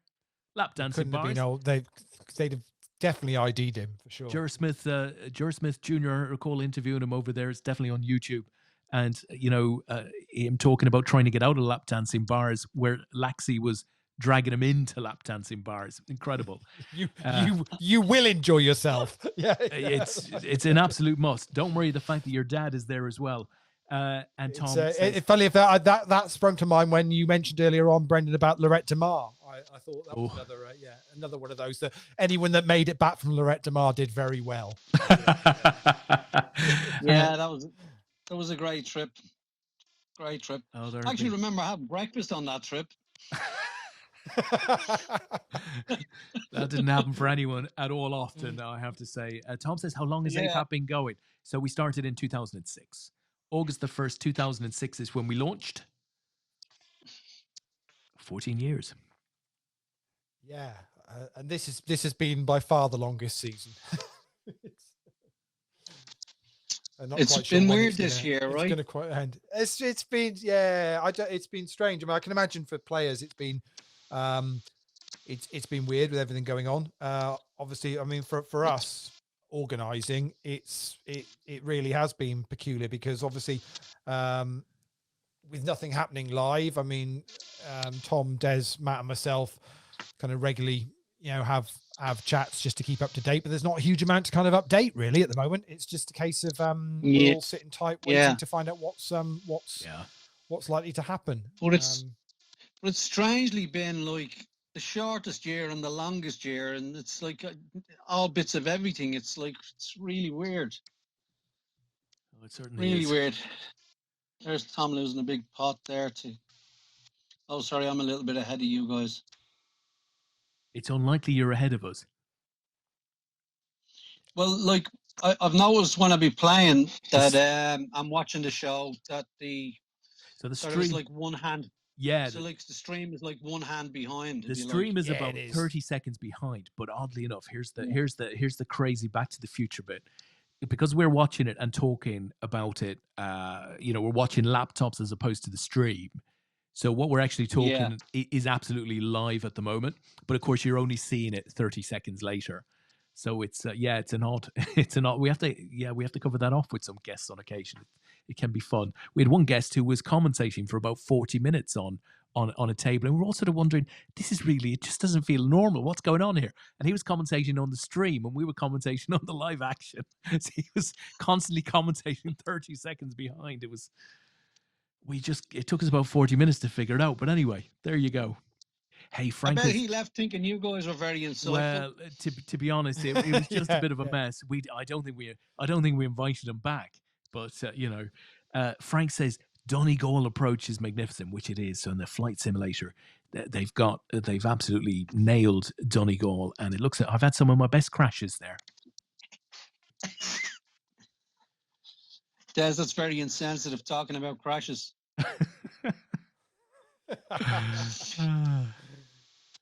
So let me give you a quick update on the MVP. So Tony Ross is still top at the moment. Just looking to see how many points for first tonight. So there's 155.71 up for grabs for first tonight, which means if Martin Hadfield or Eddie or Richard Newbury's not playing, or Gunther or Greg Mawson were to win tonight, they would steal the MVP. Wow, that's quite a few. So, I mean, that is quite a few. Yeah, all in with a shout. Actually, Greg's not. I tell a lie. Greg's not. I don't think Greg's actually playing tonight. No, he's not. So, but that's still 1, 2, 3, 3 of them that are still in with a shout. When we're down to 11 now, as the bubbles burst. Oh, I'll tell you what. Shug's just come up with an absolute gem here. A Fitz memory. He says there was a table downstairs because of an old guy who couldn't get up the stairs. I knocked him out, and all the locals gave me dirty looks, as the old guy was a legend that had played the World Series of Poker in the old days. Fantastic. Yeah, that was the late Paddy Hicks. Was it? Oh, that's great. Poor Paddy. The late Paddy Hicks. Yeah, lovely man, yeah. Rest in peace, eh? Absolutely. He left nothing behind. Yeah. Most important. So back to the medal winners quiz. Yeah, wow. Should it ever take place, my money's on Stuart Oliver. What, For knowing, what happened? yeah. To win the quiz. Oh, right. Yeah, because he was he was keeping a record of them all, wasn't he? So yes. That is a good. You know, Yeah, I messaged Stuart a couple of weeks ago because I want to get him on the show, and he was being a little bit oh, I don't know, should I? I mean, no one will even know who I am. And I said, Oh, Stu. Because the funny thing, but he sent me a picture of his new hobby, which he invested in just before lockdown, and It's the Mazda. he's racing Mazdas, but he said he's literally been out in it once, I think, since since lockdown, because obviously everything just ground to a halt on what you can do. So yeah, but that's like he's got he's got a couple of very contrasting hobbies. Yeah, the whiskey Collecting and whiskey. the Mazdas. yeah. Driving, racing Mazdas, and fishing. Well, as long as he doesn't practice them all at the same time. Yeah, I mean, like, what a hodgepodge of hobbies that is. It is a bit, and he travels a lot. I don't know when he gets time for the hobbies. He's forever on his way to India or wherever his work takes him. He has a very, very good PA that organises all of his work stuff for him. So Amanda must organise him. No, Amanda has to deal with everything else on top. So oh dear. I have to be honest. I'd say if Amanda was organising it, it would be one-way flights all the way. She's clearly heard of his legend of the Ace Jack. All of the money that lad has lost his family through overplaying Ace Jack. But but Stuart's very much another one on the list to get on the show at some point to have a reminisce about APAT's gone by. Yeah, it'd be lovely to get him on.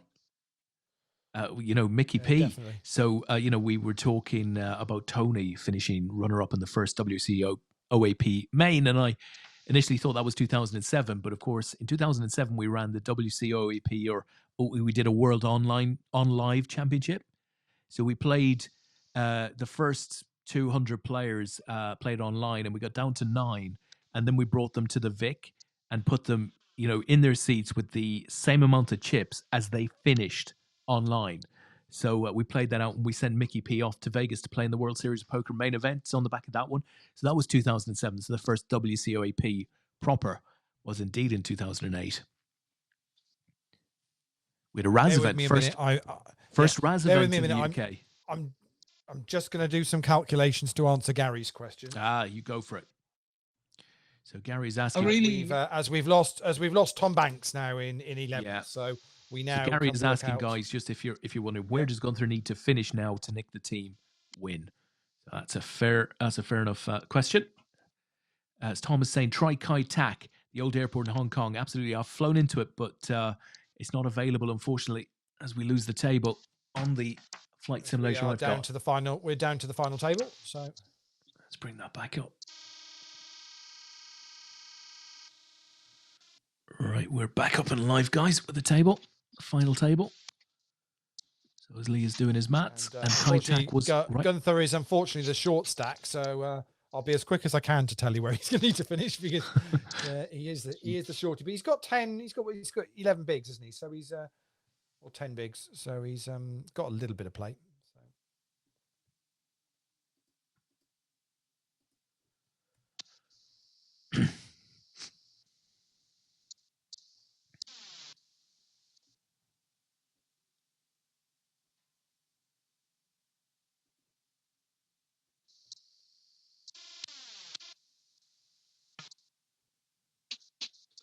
Right, my calculations are he is going to need 98.94 points, which means he is going to need a top 2 finish. Whoa, pressure's on. That's a big ask. I'm sure Gunther is up to that task. No pressure now, Gunther. And of course, a win also would give him the MVP. So one of the points. Well. The point system, Lee. Yeah.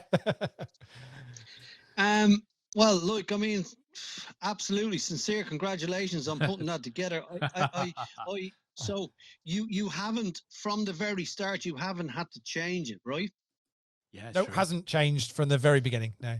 So when you initially thought it up and put it together, you got it absolutely spot on. Well, So thank you very much. It doesn't surprise me any, but I mean, it was over. It was over. Yeah, slightly overcomplicated because we included buy-in in there. But the only reason I included buy-in there because I didn't know whether we would maybe. Yeah, we spoke about maybe making the Sunday a double, like a $10 buy-in, but then we decided, no, we need to keep it kind of low stakes and where it is. So it's slightly more complicated, much to John Murray's amusement, than it needed to be. But it's there that if we ever needed to flex it, but it seems to work. I fully appreciate that it's not always the easiest thing for other people to work out kind of what they need to do. Which is, I think, one of the reasons why it works quite well us doing the live show on a Sunday night. But it always seems to have a little bit of something going on towards the end of it on a Sunday. Well, I've enjoyed trying to replicate, and I've been successful in replicating your formula in a spreadsheet, which was educational. I will say that. Gents, listen, some really Excellent. bad news coming in. I've just seen on the internet, tributes are paid as BBC broadcast great who launched breakfast TV in Britain after decades as the face of Grandstand dies in care home Grandstand. So Frank Boff has died. Yeah, we should have a whip around.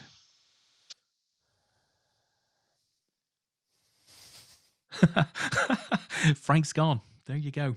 Frank, he's an ex-Frank now. That is sad. At what age was he? He was 87. That's a decent age. He died in a care home. 87. Yeah. And he, not COVID related, I hope. Well, not that it mentions. The TV sports personality apparently died on Wednesday. But just been announced, or it's just made the news tonight. Frank is credited with pioneering breakfast TV, launching Breakfast Time in 1983 alongside Selena Scott and Nick Ross, and later became one of the highest paid presenters on TV. Of course, I think he had some slight issues towards the end of his career. Slight? Okay. There was one or two stories, wasn't there, which I think was the reason why his career ended abruptly, shall we say. Yes. Oh, it ran the story. So apparently, amid a torrent of more damaging revelations, he attempted to stem the tide by giving an ill-advised interview to the now-defunct News of the World. That was never good advice, whoever suggested that might be a way to clear his name. He was looking to protect his marriage and spare his 3 sons the humiliation. However, the News of the World ran the story with a front page headline, Frank Boff, I took drugs with Vice girls. That worked. Yeah, he confessed to snorting cocaine with escort girls and drug pushers and to watching couples have sex at wild parties. Frankly, very rock and roll. I mean, I'm impressed. I mean, that's the sort of life that we all sort of dream of, that stuff. So is that the secret to reaching 87 years of age? I don't know. Yeah. I don't know. It sounds like he's had a few wild days. Who knew? Maybe reaching 87 is punishment for those early years. Absolutely. Sex, drugs, and rock and roll, right? You're never going to live beyond, 45? Not Frank. Frank did all right. He took the risk and did okay out of it. So, of course, another little story with squads here. We're on the final table on a Sunday night, and Rob Swindells is there again, looking for back-to-back Sunday deep stacks, which would be quite impressive. Actually, that's a good point. Yeah, I hadn't thought about that. That is very good. It's a pretty stacked final table, isn't it, really? I mean, there's a lot of very, good experience there, lots of wins. And we've not even mentioned Dan Houston, who's currently all in under the gun. Yeah, with over 1 million chippies. Gunther's taking his time here. This could be an opportunity to double, I guess. What's he looking at? Ace 10, Ace Jack? He's going for it. Oh, he's going for it. Ace Queen. Ace he's Queen into mistimed Ace it. King. Very similar. Very Gonna similar need a to lot what of luck happened here. He for, needs to draw a for queen. Brendan. Not to be. Dan Austin, And how it's does he not gonna get be- these hands? Wow. Unlucky Gunther. So Brendan, Uh, obviously you played APAT from the start. I mean, would Dan be up there as one of the the best players in APAT that you've played against, or have you got somebody else in mind that you would say? he's definitely up there. He caused you a lot of problems. Funny. One of my funnier moments in APAT was at the Worlds in no, maybe not the Worlds. One of the team events. One of the maybe the home internationals or one of those. Yeah. So I was playing for Ireland, but I was standing watching the MTT, which was the end of it, the whole event. And John Murray was still in, as were a couple of the Welsh team. Dan included. I think it was Dan and Dylan Herbert. Maybe This was at Dusk table. Till Dawn in 2010 Yeah. or 2011. I remember this. It was super funny. John was driving really them super mad, funny. right? So yeah, because Dan has this reputation of being loose and wild and not really giving a damn, but he was very handcuffed because of the situation with the team.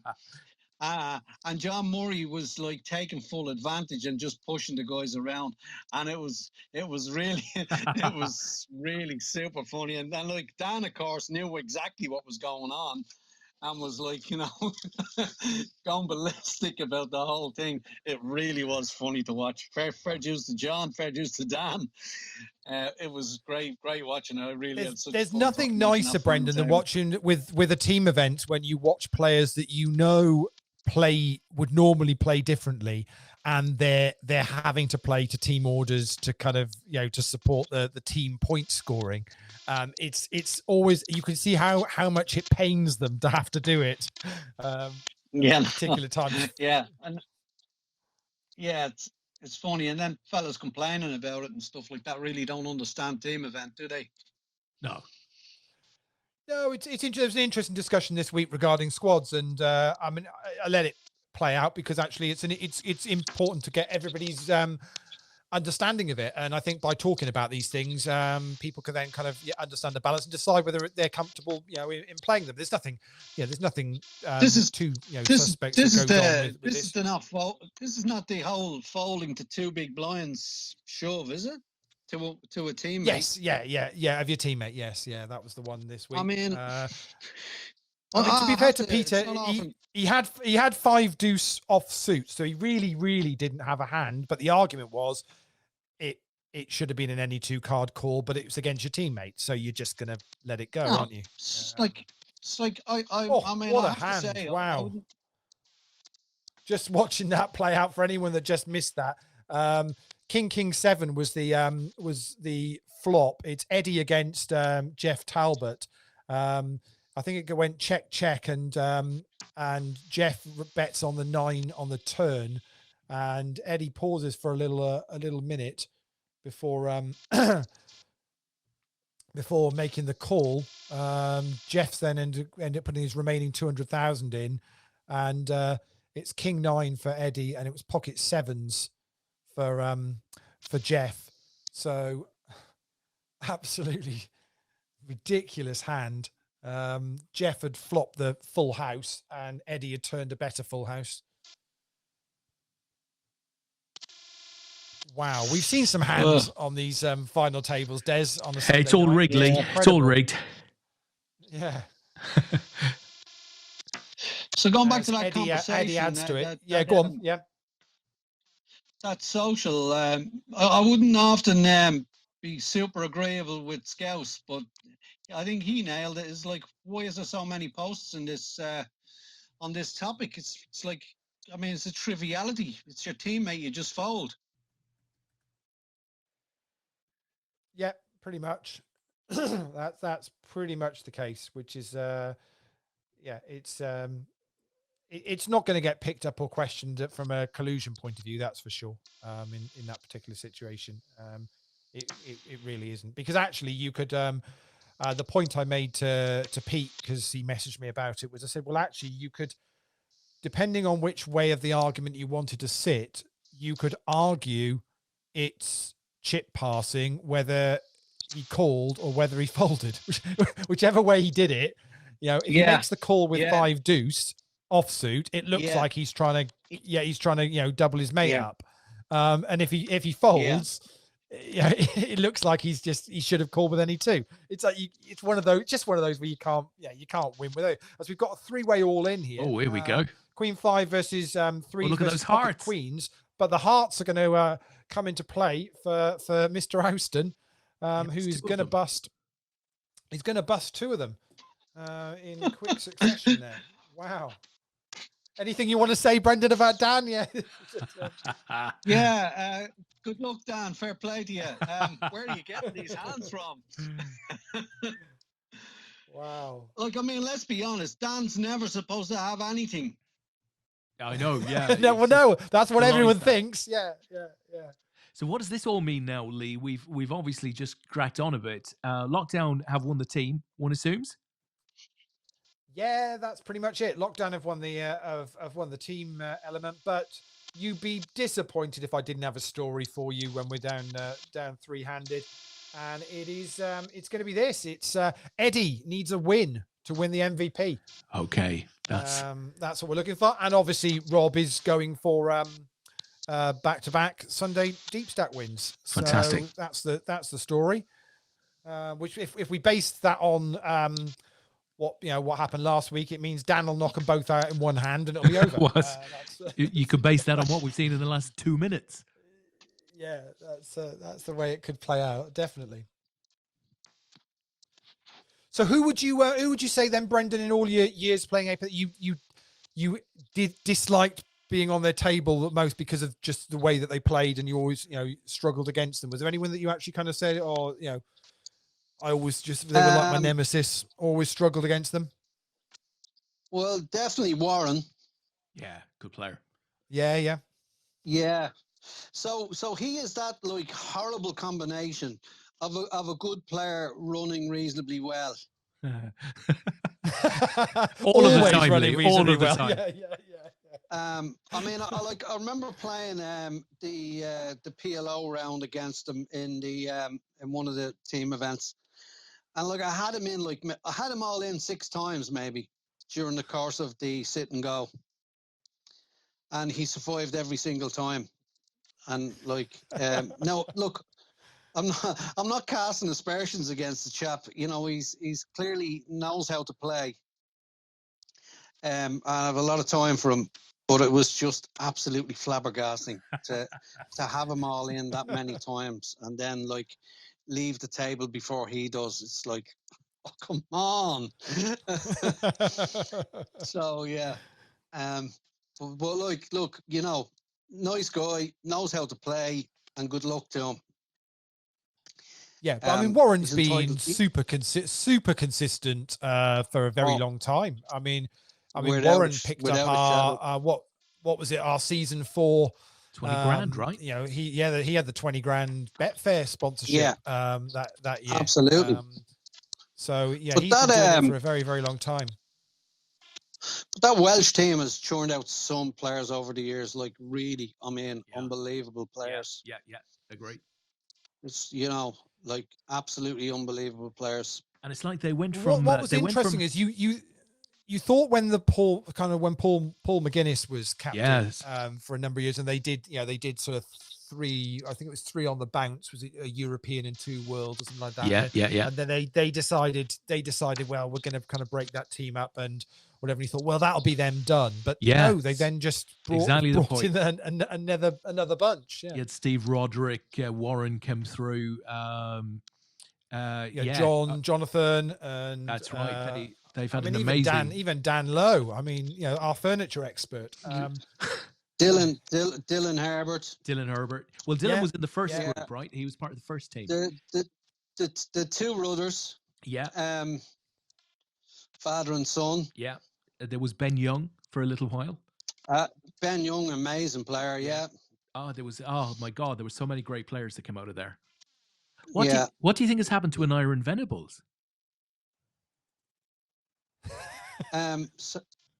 Say that again. Well, so what's happened to an Iron Venables? I mean, he seems to be the only Welsh player that I mean, he's only won at least one WCOEP, right, Lee?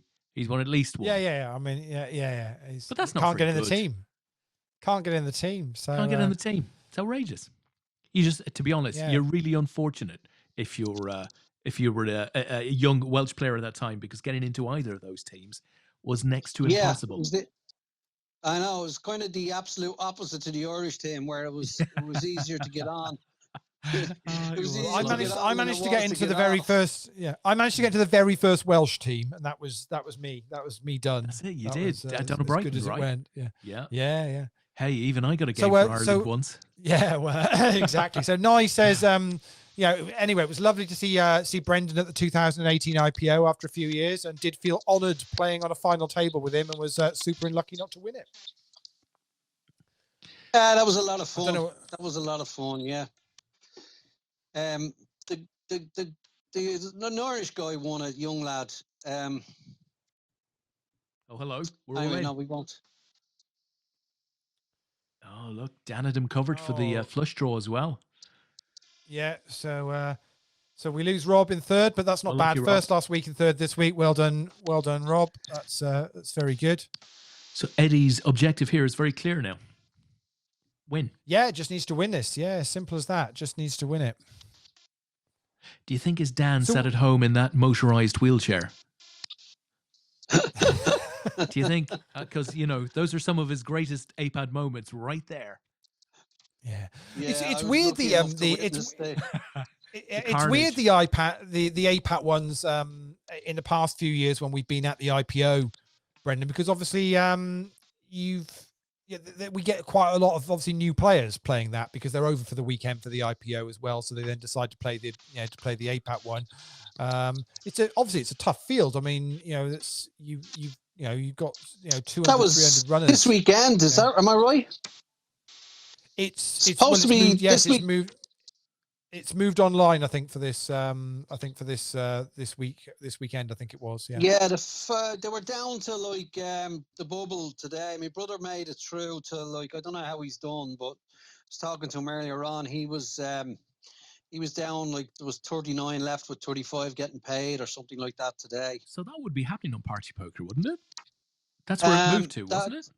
No, it's on. It moved to Unibet, I want to say, but it might not be. It? Yeah, I think it's Unibet. Okay.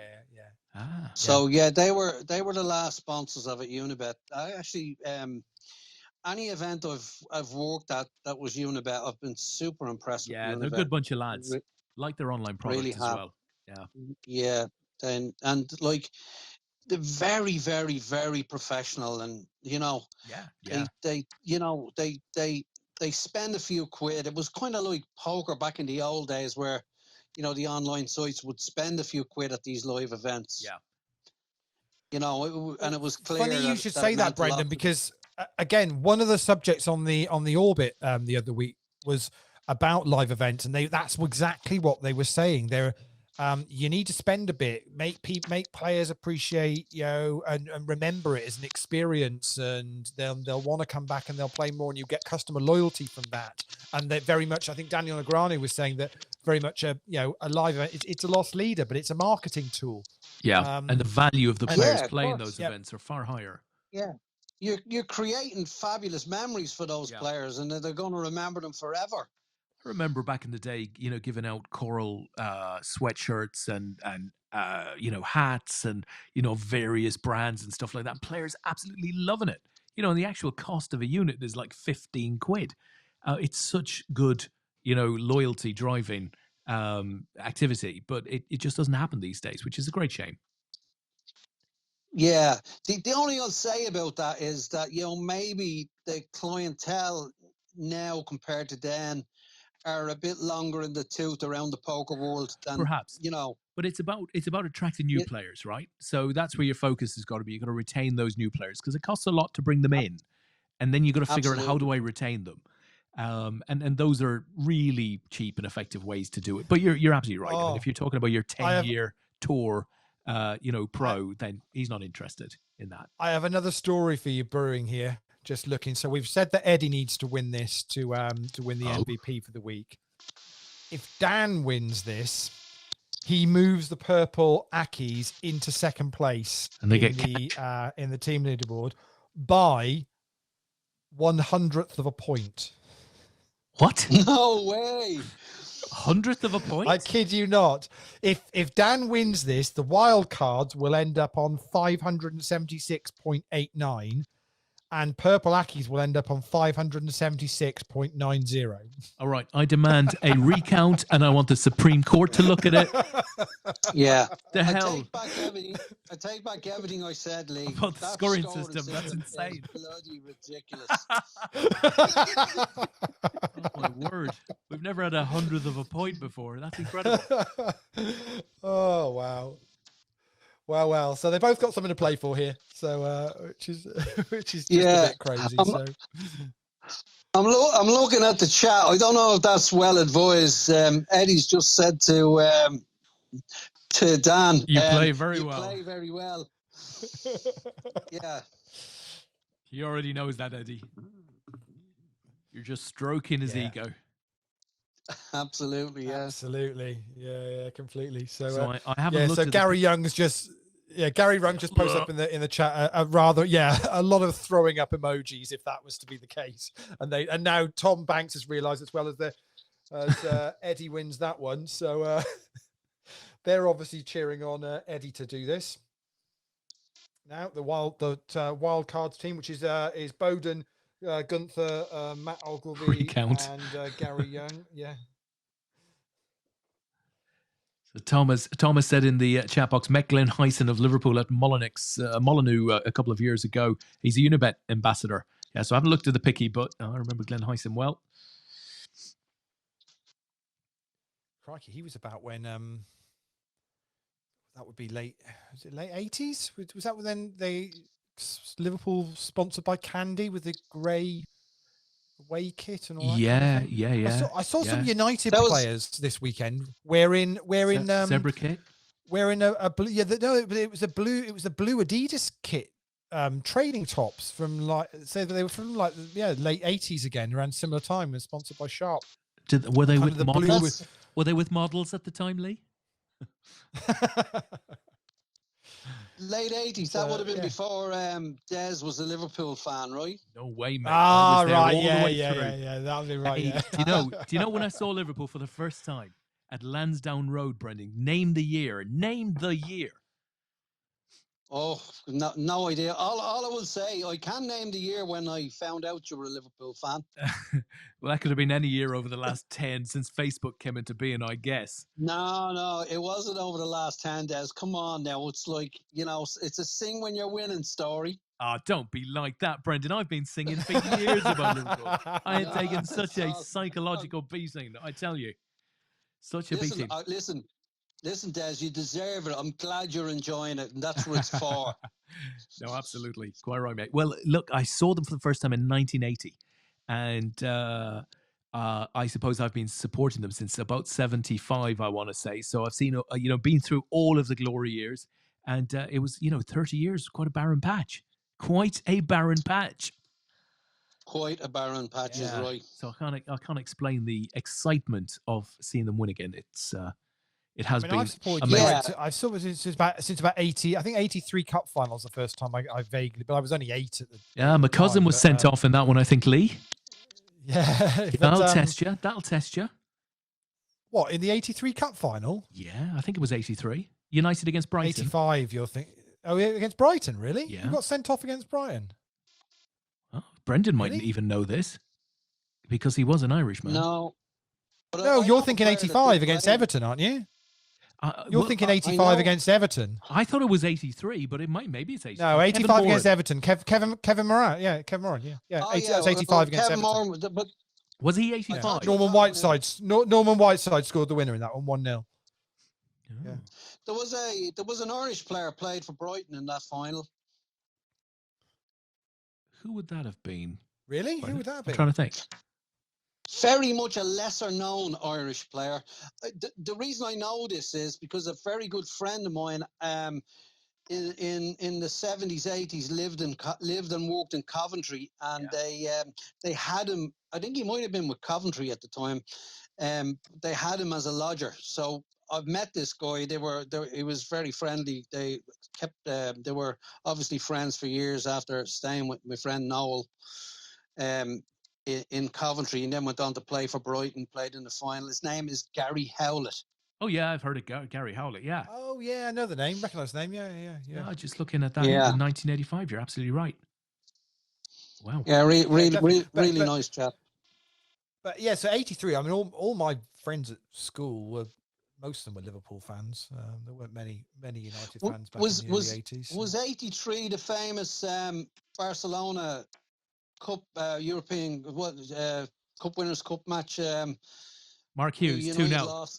Was that 2-0? United lost 2-0, lost 2-0 in the new camp, and I was at the return game when the whole stadium was just ballistic, and United won like 3-0 on the night to go through. Maradona was playing for Barcelona. Would that have been 83, 84 season then? Yeah. No, I think it was 83. I'm pretty sure it was 83.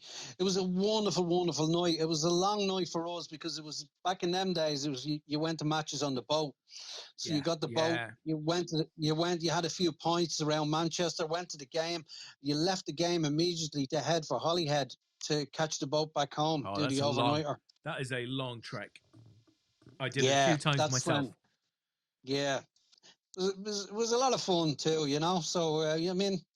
We were young, Des. We were able for all-nighters. Well, it's the way it was, though, Brennan, right? It was the way it was, so you sort of didn't know any different. Pretty much. Yeah. Yeah, and then you go like... It's a crazy season, though, Brendan. Do you not think this year, crazy season? I mean, this is as open a top division as I've seen for a long time.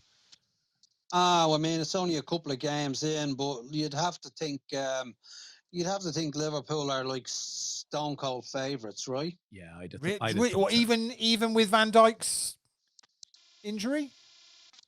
Just by virtue of, I mean, you can overstate that too. The confidence is there; they're capable of scoring more goals than anybody else.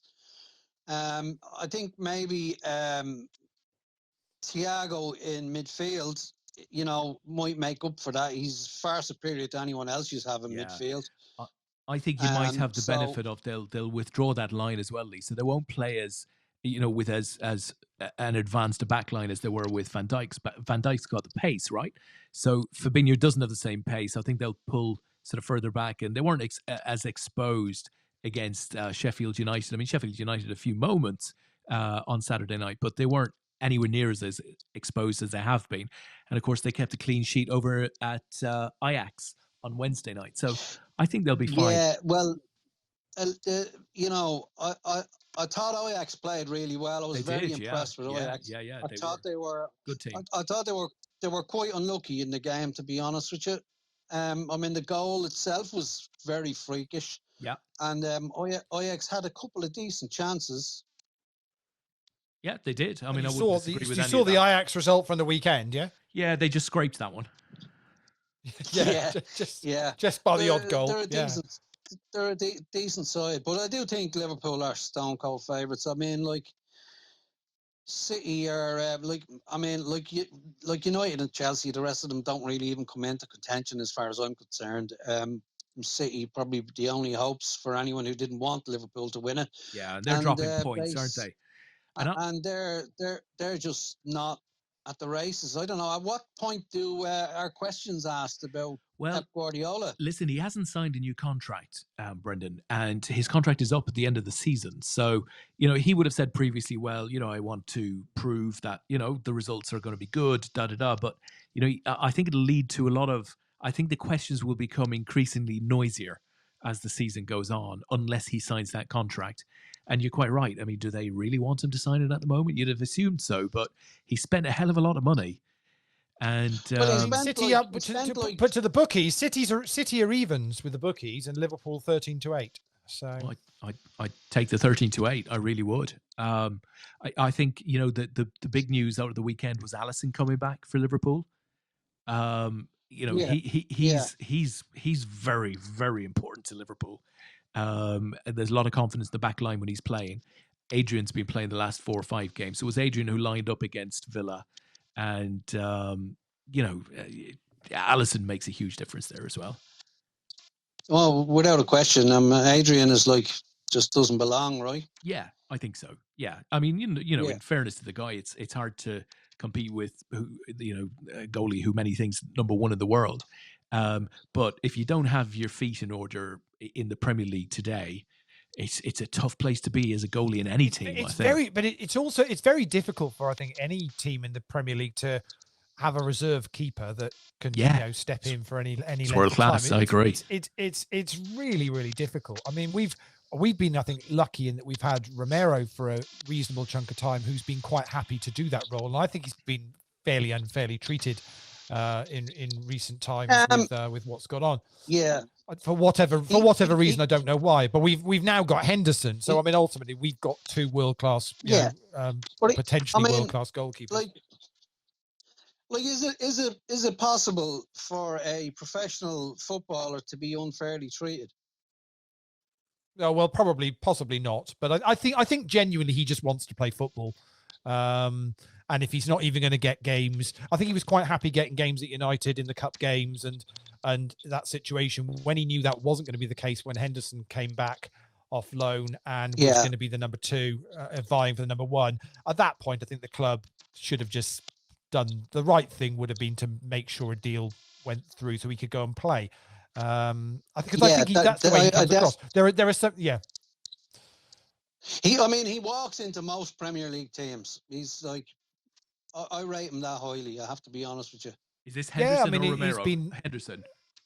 No, Romero. Romero. Yeah. Romero. Yeah. He's been, he's still Argentinian's number 1 keeper, isn't he? So, and he's never really let United down. Whenever he stepped in, in between the posts, he's never really let United down.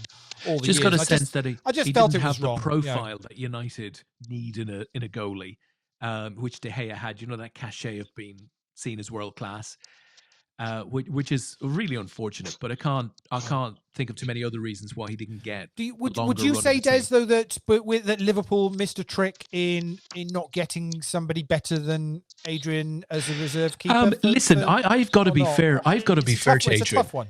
I was stood in the cop in our opening game last season against Norwich when Alisson got injured after about 20 minutes, and Adrian came on for his first appearance.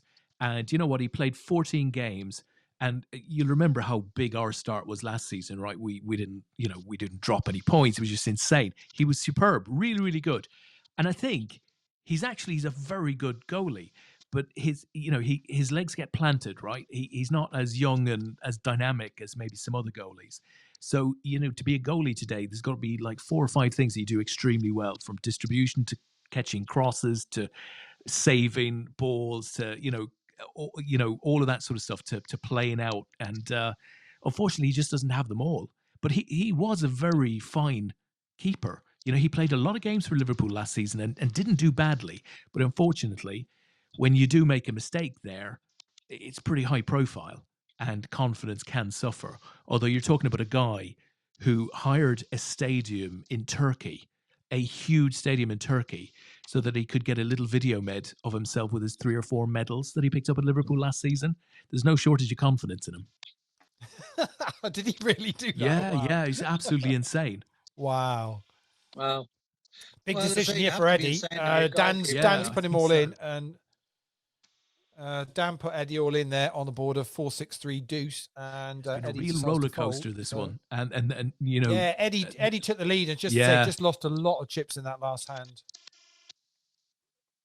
Well, I have to say, I thought up to this point, Eddie maybe had slightly more of it. He started behind and he was reasonably ahead at one point, but Dan's got him back up again and taken the lead. It's a very interesting game. I will say the structure of these events are fantastic. It's like get the final tables, and it's I don't know whether that's about how people play them or not, but because usually, no matter what the structure, you get to the final table and people have been hanging around on short stacks and shorty surviving, and things are very shallow. But my experience on these final tables has been a lot of play. Yeah, plenty of play, it seems. That's always been the idea. I mean, we've worked quite closely with the guys at Party and some of the guys at Dust Till Dawn that were putting their tournaments on to get the structure right. We then had to tweak it a little bit because we were finding that we were going on till like gone 1 a.m, which is obviously not Right. an ideal situation. It's interesting that we've always worked on timescales as a finishing time and a run time as being our key target, and that's the way now a lot of the stuff on Party is going. Rob is very heavily going, look, the stuff they're doing, the daily legends they're doing, he's looking at 6-hour run times for those, so they finish at a sensible time for people. Yeah, that's a very smart way to be looking at it, to be honest. Those are important. Those are the important things for recreational players, right? Well, we were talking to Joe last week, and time is possibly more important than actually bankroll, so to speak. Because you can drop down different levels of bankroll, but time is actually the critical thing, isn't it, as to how much effort you want to put into it, and whether you like it or not. If you want to play a half decent structured tournament, it's 4 hours. You're not going to get anything less than 4, are you? Really, for something that's going to be worth playing. As Dan puts Eddie all in again, is applying the pressure now, isn't he? He's still quite small ball in it, just the same, but he's obviously applying the pressure when he has the goods. I'm not letting you see a flop with 15 big blinds if I've got a monster hand. Which I guess is the right way to play this, Brendan. Really, isn't it? Don't let your opponent in cheap.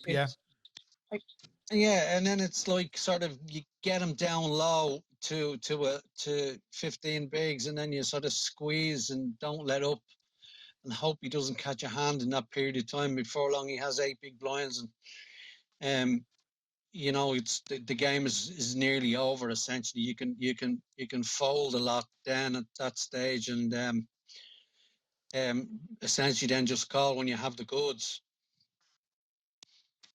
But that's, and still constantly like small ball chipping away. So playing small pots like Ray's folding a lot, and Ray's and taking it more often than you're having to fold, which equals to his stack dwindling away. We've seen some really good heads-up play over the weeks on here, either on a Sunday night or when we were doing the shows other nights of the week. It's actually been quite interesting. So you can tell the players that have are more experienced at playing heads up and going deeper in tournaments. That's for sure. Yeah, I'd quite a long heads up battle with Peter Monroe last week. It was went down for a long time. But it did go on for a little while. Yes, yeah. But I know Eddie. The structure. Let's be honest. Yeah, Eddie plays. I think Eddie regularly plays the Tuesday night heads up tournament that we run. It's funny. I played it. I played it once or twice. It didn't go really that well for me, and I've sort of been reluctant to play it ever since. I don't know why. I don't find it as much fun, I have to be honest with you. I think the reality of it is with any of the heads up tournaments, because you've got to get through a number of levels, to do it, the structures, you have to fit them in, because obviously you're always going to have somebody that will drag out a heads up forever, and they can't be the tournament everyone's hanging around for ages. So it tends to be a little bit quicker than perhaps maybe when you're deep in here, as Eddie goes all in and Dan folds. When you're here and they're sat down, I mean they sat down here with probably 40 or maybe even 50 bigs, probably average stack. It's got to be. So I mean that's plenty of play, isn't it, on a decent clock as well. So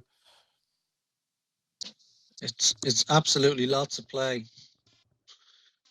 I think that's part of, you mentioned the structure. Of course, the structure is very, very important. But you're also dealing with a lot of players now who are pretty experienced at final tabling and, getting down to the business end of a tournament. And these guys are not willing to sacrifice their entire stacks lightly. So, the quality of play is a lot better, too, than you might generally expect to see. Yeah, and they both got something to play for. So, obviously, Eddie's got the kudos of MVP and picking up a couple of $33 tokens for next weekend's championship weekend. And obviously Dan has got the joy, if he can get his team up into second, he gets to win a token for him, not just him, but also all of his teammates. Yeah. So, gets a bit of he gets the pat on the back from them for doing that for him. So it's saying it's more than just the financial side of it. It is kind of the finishing place at the end of the week. Yeah, there is something about bringing your teammates along with you towards the prize money. It's a lot more special than just doing it individually.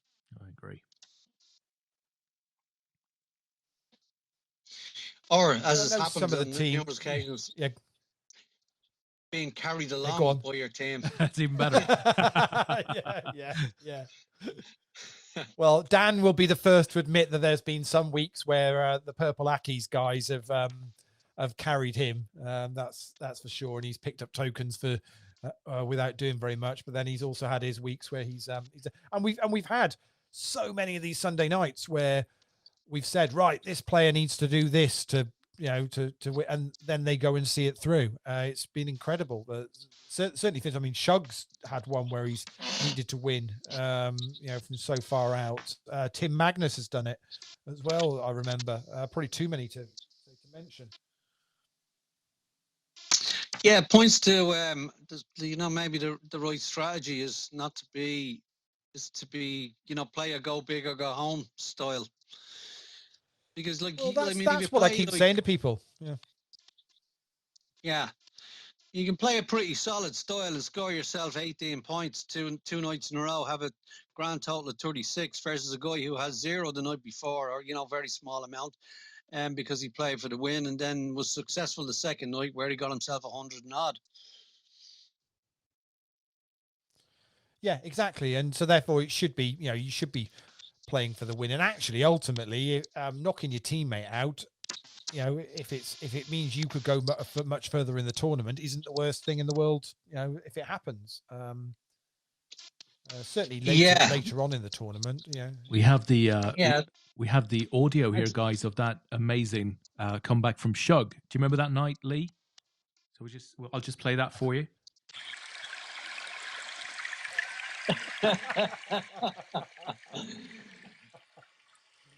Shall I just leave that running? Oh dear. I know I'm in trouble. Okay, I know I'm in trouble. Yes, he is. He's not going to be happy with that. I know. At all. He's not going to be happy. So, trivia question from Asa then. So, who were the last 2 Premier League teams to have a game on consecutive days? One was a league game and one a cup game. Well, Liverpool, obviously, was one.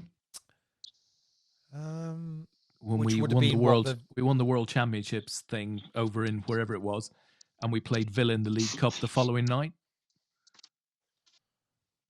Does that? No, I don't know if that counts. One was a league game and one was a cup game, so it can't be that. Oh, that'd be odd. Well, the World Club thing is a cup thing. Yeah, but the other thing was a league. I'm sure it was a League Cup game. As it was a League Cup it was quarter Villa. final against Villa. You got beaten. Your youngsters got thumped by Villa. Aye, they did. They did. Unluckily. Yeah, they probably should have won. That was the score 4-0. That was after. Bitch. That was after. That was directly after you put Arsenal out of that competition. That's right, 5-5. Right, with the kids out there. We were was it the pens? Was it the pens, wasn't it? Which was kind of a mistake, right? It was, because in theory, as it transpired, but it gave the kids some good experience because although they did lose heavily to Villa, they weren't outclassed by any means. Eddie's all in. It's been called by Dan. Oh, here we go. 9 and 9-4. Oh, it's going to get chopped because it's the second 7 pairs the board with the Queen plays high as well. So it's 9s and 7s. With Queen, so Eddie lives to fight another day, but he's all in next hand. Is Dan and Dan's calling King. King 10. Oh, 10 on the reverse. Gonna need to be a jack, and it's not there. How good does Dan run? Wowzers! Unlucky Eddie. Great win, Dan. Wow. Well, what a way to finish the week. All right then. Let's run down where we've ended up then, guys. You do the because maths, Dan Lee. You winning do the that, maths. yeah, Dan winning that means that we already knew that the lockdown crew were going to take the game week 29. So well done to Dan Weaver, to Pete Wigglesworth, Graham Pound, and Tom Banks. Well done, guys. But Mr. Alston's win there means by 1/100th of a point, the Purple Ackies take second place. Dylan, Dan, Andy Kingan, and Scouse, very well done to them. And it means that Eddie just misses out on MVP. He finishes second, which means Tony Ross, Ilfracombe Poker Squad, is MVP for the week. Well done to everybody. Well done, Tony Ross. Nice job, sir. Well, I guess that's it then, Lee. Crikey, that was a bit of a breathless one at the end there by 1/100th of a point. We've never had that before. That's incredible. So I should say, as I do at the end of all of these shows, big thank you to Brendan, right, for spending your evening with us, Brendan. And crikey, who knows, you might have even been more successful had you not spent your evening with us. But we loved having you on. Some really good stories there. And I hope we don't have to wait a season and a half to get you on the next time. Well, Brendan, I may use you as a bargaining tool to try and get Stu Oliver on. I might say, well, why don't you come on with Brendan and the two of you can come on together and we'll do it that way. So I may be back sooner than you think, Brendan. Yeah. Great idea. Yeah, absolutely. Happy to do it. Yeah. Fantastic, Brendan. So thank you again. And to everybody out there who's playing tonight, hope you had a good evening. It was lovely having you on. Have a great week. And Lee and I will be back next weekend. Do we know who's on next weekend yet, Lee? Not yet. Got a couple of people lined up, but Des, we probably should just mention what we've got going on next Saturday night. Yeah, okay. Yeah. Do you want to just mention that? Yeah. Oh, crikey. Let's do this then. So Rob Needham, who was in the chat earlier on, I don't know if Rob is still there, but Rob is the author that he's come up with some great poker inspired novels, and he's releasing his second novel. I think it's called This Is Where You Call. He's actually launching it next Friday evening, but on Saturday evening we're going to help him with a bit of a live launch event. We'll be running a stream. There'll be a poker tournament that will take place an hour after the live stream, if you like. We'll also be streaming some of that poker tournament as well, but it will be taking place on Party.